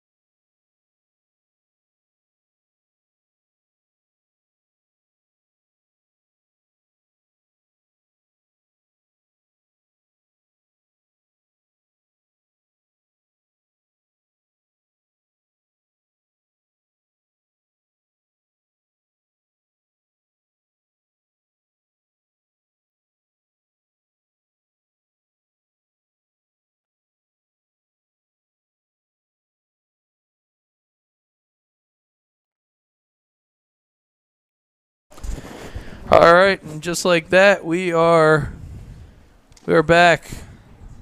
Gonna have some catchers go through a gauntlet of a drill real quick here. So I guess we're warming up. I'm assuming we're warming up because the guys are just throwing. Throws. All right, so we're joined with none other than the new coach at Clearview. Coach. How we doing? I'm good, brother. How are things? Things are good. All right, ready so to roll. it was cool to pretty much to walk in here and see you wearing the red and the red, white, and blue there. Well, I'll tell you, red's not normally in my color wheel, right? But once I came on with John and Mike here, it's been really awesome. Well, I saw you still have the Clearview shorts going. So I don't know how you snuck those in, but for sure. I think we're. Would you say radar? Yeah, the pocket radar. Hold on. Was it reading? You need it? If you don't need it. No, we just got to move. Give me 1 second here. You calling out their times? It's going to be right on the screen, actually. Okay, too. you're actually getting it up there? Perfect. Yep. Oh, not the times. Okay, not the pop times. I'll just give you the pop time if you want. And then you can have the velo for the infielders, outfielders. I'm going to try to get something on my phone. It's not going to be accurate, but.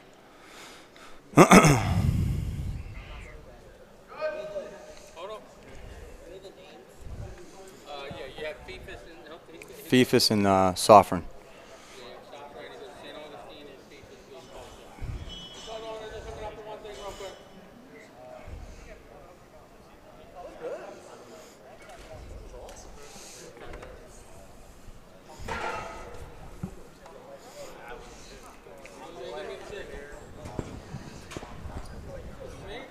Number 9.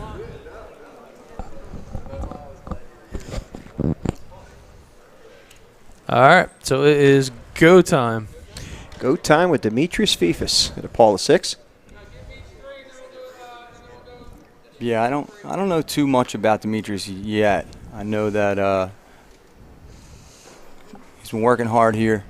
Get a chance to see him here and there. Austin, I've had the opportunity to work with, and he's a phenomenal kid at St. Augustine. And they're really fortunate to have him down there. He's just an awesome kid. Love to coach him up here. He's been just truly working hard and getting better. They're going to flip back and forth here. So now it's FIFAs. Mm-hmm. This is FIFAs here. Yeah, that was Austin Sofran's the other kid. Yep, there you go. So again, we're BFA Live Sports this week at Baseball South Jersey. Doug Stasic joined alongside my brother from another Al Fisher, legendary coach Tom Ryder. And we're also joined by Clearview News head coach Derek Reagan. And we're putting the catchers through the gauntlet. As you just mentioned, Austin Sofran, and certainly a very deep pitching staff down there at St. Augustine. And I guess it's going to be interesting to see what happens with and that's not at Augustine, just where he goes. Yeah, it's St. Augustine. Yeah, there you go. We thought we had made that correction. Typo on pulled him a little off a little bit there.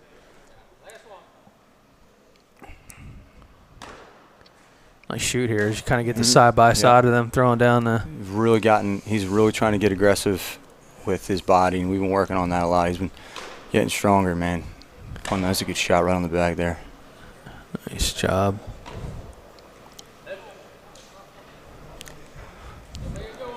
FIFA's a power hitter. I know that's something that, even though he's at strong body, Paul is 6, I know you're a guy that's a big fan of power bats. I tell you what, they got another kid. I was here for one of their practices, and Mitch Williams' kid's there, Decker, and he is a absolute unit. He is a monster dude. And I tell you what, he is thick. He's a linebacker. Yeah. I remember him telling me he's going to Texas to go play out there, and I'm like, wow, he's a big body. That is pretty outstanding. So, again, we're flipping over and going to get ready for some fielding. So, that being said, I'm going to grab my spot on the camera, as usually my normal thing here. All right. We're going to get to move some cameras then? We shouldn't have to move too much, but, Josh, you want to switch shots real quick and then go to, like, a main shot? All right. And peace out. Jeff Singer in the house again tonight. Good seeing him, and he's done his work with the pitchers, so now let me go to the fielding.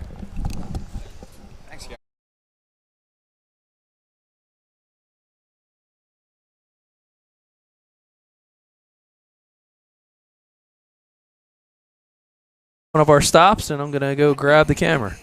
All right.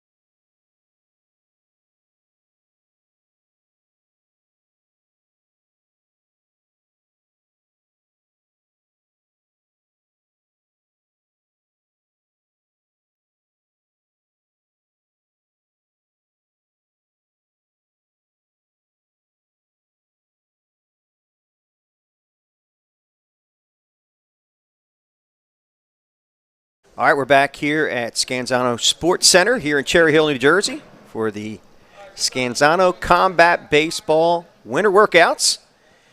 Again, we are BFA Sports. I'm Al Fisher, along with my brother from another who's not on camera, Doug Stasic, but legendary Coach Tom Ryder. And, Coach, we've seen some good action out here today. Yes, we have. With some exit velos of 100 and in the upper 90s, and then obviously some nice pitching on the mound. Just so pick up the bat and velo 100. Yeah, That's all. That's it. That's practice swings. Just go get it. Go get it done. So obviously I didn't position myself very well on the camera, but we are about to move into. Hey, you did a good job. Well, I think the camera. They say the camera puts 100 pounds on you, and I think it's very true. So, do you want me to make something positive out of this? Josh Davidson is having a big lag, he can't control himself right now. No, he can't. But what we're going to do right now, guys, is we're going to see infielders and outfielders are going to be situated left side and the right side of the room here, but they're going to be actually throwing back across. So we'll get to see a lot of the footwork, the glove work, see how they move, and we'll hopefully be picking up some arm velo as well.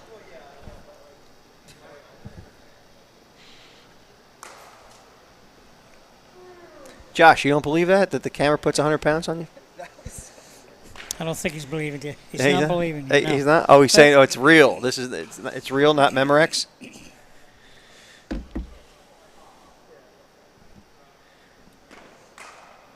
All right. Well, so here we go. Now we're breaking up. So we are getting ready to giddy up here, as they like to say. Very quick. You think so? Could be. All right. The way they're lined up. I just hope Fast and Furious. I just hope my brother from another doesn't get hit with a baseball. There's no pizza, so don't get excited. Okay. All right, here we go. This looks like it could be Baltz, right? Man, we got to watch this. Yeah.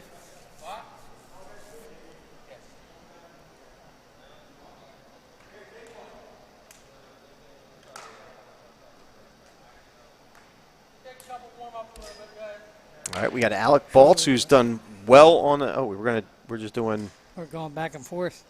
Okay. I don't know if we're going to be able to put nameplates up. That was Patrizi. Okay.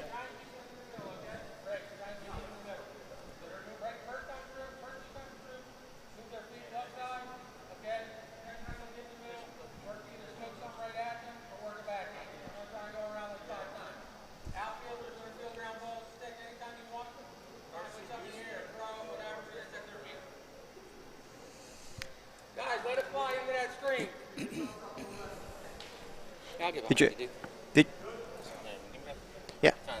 Oh, okay, good. All right. Coach, tell us what the game plan is here so we can. All right, so basically the game plan here is we're going to be moving rapid fire. You got infielders and then outfielders going. Infielders are going to come out, field a ground ball, glove side, move their feet, make a throw at that target. Outfielders, just setting up in the middle, attacking the baseball, and they're either going to go with a pro step or a crow hop, whichever they prefer. Mostly everybody now is doing the pro step, but we'll go through this a couple times, and then infielders are going to move to taking some backhands or something smoked right at them. So basically, we're just watching, their feet and how they move and field the baseball. So as Doug likes to say, we're actually drinking through a fire hose right about now. This is Pretty much right now. This is Pretty fast much action right right now. here. Yeah, it's but just it's good. fast action right now. There's Cheeseman. You're going to see their hands. I didn't want to do something where you get the 3 balls and you go, glove side and this and that. I'd rather them just move. Hey, they don't know what's coming at them right now. The outfielders got a little bit of an advantage. They're attacking the ball, but the infielders, they got to see what's hit, where it's going, and they got to move their feet and get to it. Stick Reg, every once in a while, make them attack it. You can make a charge play every once in a while for the infielders. That's a big boy right there, Dallas. Oh, he sure is. Keeping Doug active out there. Yeah, keeping Doug active. He's trying. Does he have the gun? Oh, you got the gun up on the outside. Yeah. Is that right there? Silvano. Yep. Yeah, it's Hunter from Cinnamon. Pino. I just put the refs out back in the office. Okay. I don't know if it's a charging thing. It's just in the back. Yeah, I don't know how. 78. Velo right there. Nice. Yeah, I'll put the iPad back there and we'll figure it out tomorrow. Cool. All right, take it easy. Thanks, John. See you guys. John Murphy exiting the building.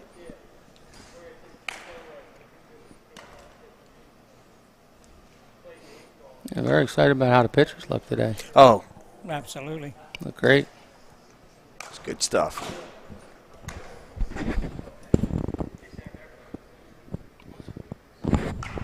Hey, Baltz, when you're up, go to the middle. All right?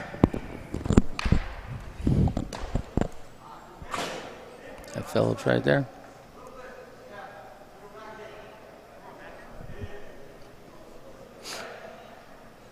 I can't get over the physique of this Baltz kid. Yeah, he's a big boy, big boy. It's amazing, how you see these young men, from going from 17 years old to 18 years old, and they put their man muscles on. It's incredible how, they'll put on 20 pounds. Like, it's ridiculous. I've seen it with a couple kids this year, a couple kids that did the postgraduate program, just that 1 year that they were young and, turned 18, and all of a sudden you're putting on some size and muscle, and they're getting in here training. A lot of these guys come in and train with different programs around. We have Athletic Solutions here. He trains a lot of high school athletes, trains a lot of our guys that have graduated, like Jake Andry and Scott Shaw, and some of those guys. You just see Gino Cerrici out of Hamilton, who's in our PG program, and Alex Rimmerman. They've put on some size, man. It's amazing. The Cheeseman. I like Cheeseman. Kid can play. I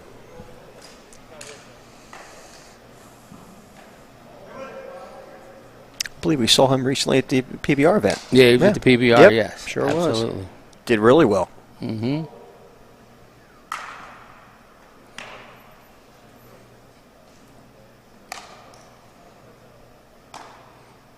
And one thing I like about this place is you can actually hit fly balls with the 35-foot ceilings. Yeah, we were talking about that. So it gives you a lot of flexibility. Yep. It's great. I mean, having the high ceiling is awesome in the open space. Obviously you can take fly balls here, which is crazy to do inside.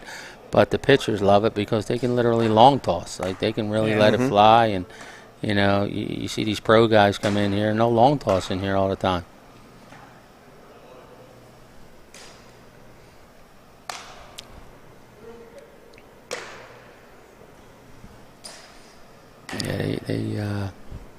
Yeah, when we had the Phillies in here, they really liked it. Nola, Aaron, who's become kind of a good friend of ours, and like I say, I tell everybody, he's like salt of the earth. He's one of the most humble guys I've ever met. I was texting with him earlier about the event. Hey, if you're bored, if you're not busy, you want to watch some of the guys, click on. But he loves coming here. He told me this is one of his favorite places. Because he said some places you go to, you're afraid to touch anything. He's like, they got all this new equipment and stuff. He's like, you don't want to touch anything. He's like, here, I mean, I took it as a compliment, but he's like, it's like working out in my garage. Yeah. Like, no, that is a compliment. I'm not afraid to touch stuff. I'm not afraid to, do what I got to do. And, a lot of them guys, I mean, we had Hoskins in here last year, and, Morgan, Realmuto, Harper was here, Knapp, those guys were all here working out. So it was pretty cool to have them all. Well, we've been talking about the Scanzano Sports Center for quite a bit during this broadcast today, and great facility, great program. No, I appreciate it, man. No, we appreciate it. That's why the partnership works. Yes. I mean, you guys are great guys. So I've gone along with you and Doug since day one. I mean, it's funny. I was just talking to Doug the other day. I was texting him about, how we met, actually. I think he was here with his son who was getting hitting lessons from Potsy. Right. And he took a picture of the place and posted it on This Week in Baseball, which he had just started. And I think I direct messaged him and was like, hey, bud, you were here tonight? He's like, yeah, my son. And then that was it. And we said, let's look to do something. And, the rest is history, man. And it's been a great relationship. I loved having his son in the program. Great kid, great family. So it's been a great relationship and partnership, and I look forward to doing more for years to come. Well, we started here in the wintertime in January 2020. Then we did some stuff in the summertime. We had the Home Run Derby, which was a lot of fun with you guys. And then obviously coming back. But, I said it was a homecoming. I was expecting, at homecoming we're going to have a big spread, the turkey and the, ham and all the fixings. But it didn't happen. You know what, man? I was going to, but it's the COVID protocols. You can't, bring in food. I was thinking about it. Still perseverating on that food. I'm kidding. Especially when I embellish like that. He loves to eat, dude. He loves to eat, I figured we were going somewhere afterwards, Al. Sure. It's only 10 o'clock. It's only 10. Yeah. It's good for the good for the heart to eat late and then go to bed. I mean, Absolutely. It's not 1 o'clock in the morning like the last It feels place. like it, man. Oh, boy. Definitely.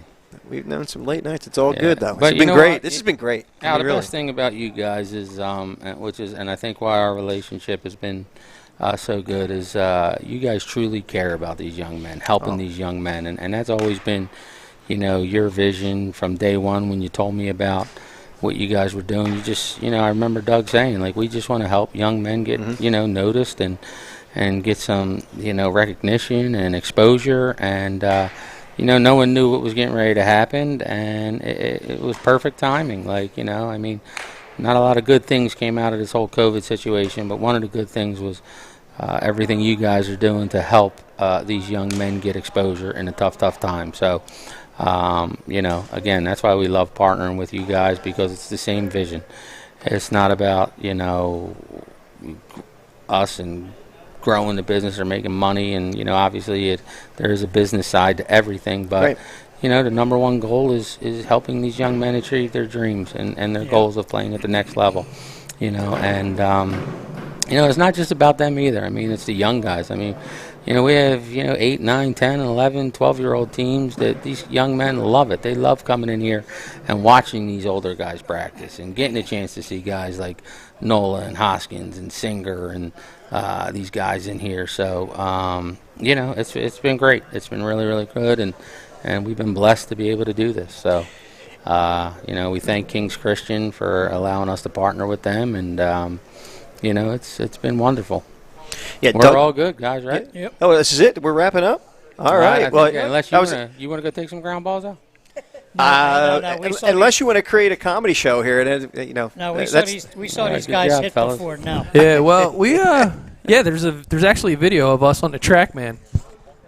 Me versus Al. We tied.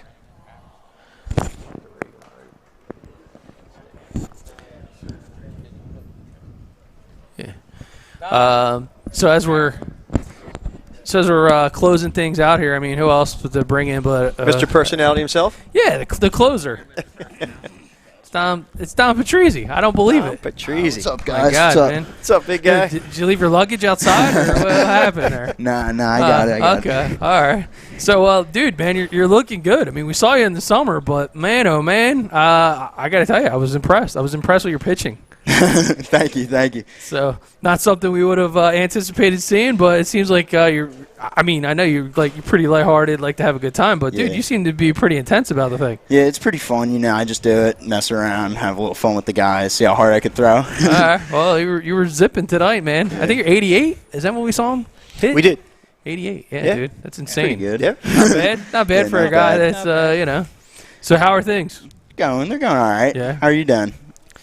Well, we're here, right? So we're feeling pretty good. We're just excited to get the season Yes, finally sir. started, especially after last one evaporated. I mean, you had one heck of a summer. We saw you over at the PBR Yes, sir. events, and it was just like now, man, turning heads. So good for you. Thank you, guys. You been hitting the preacher curl bench? Of course. Yeah. Yeah. Do you think I maybe need to do that too myself, huh? I mean, maybe. Well, Al just needs to avoid the buffet. So we could do that. He'd be all right. Yes, sir. So we're closing things out, man. So your show right now. So what anything you want to say to the greater good out there in South Jersey baseball scene? Thank you all for watching, and I think that's it from BFA Live Sports. All right, sounds good to me. So why not? Taking us out. Yeah. We'll stay here for Yeah. Go ahead. So for BFA Live Sports, I'm Al Fisher. Doug Stasic. Tom Ryder. Can't wait to see you play ball.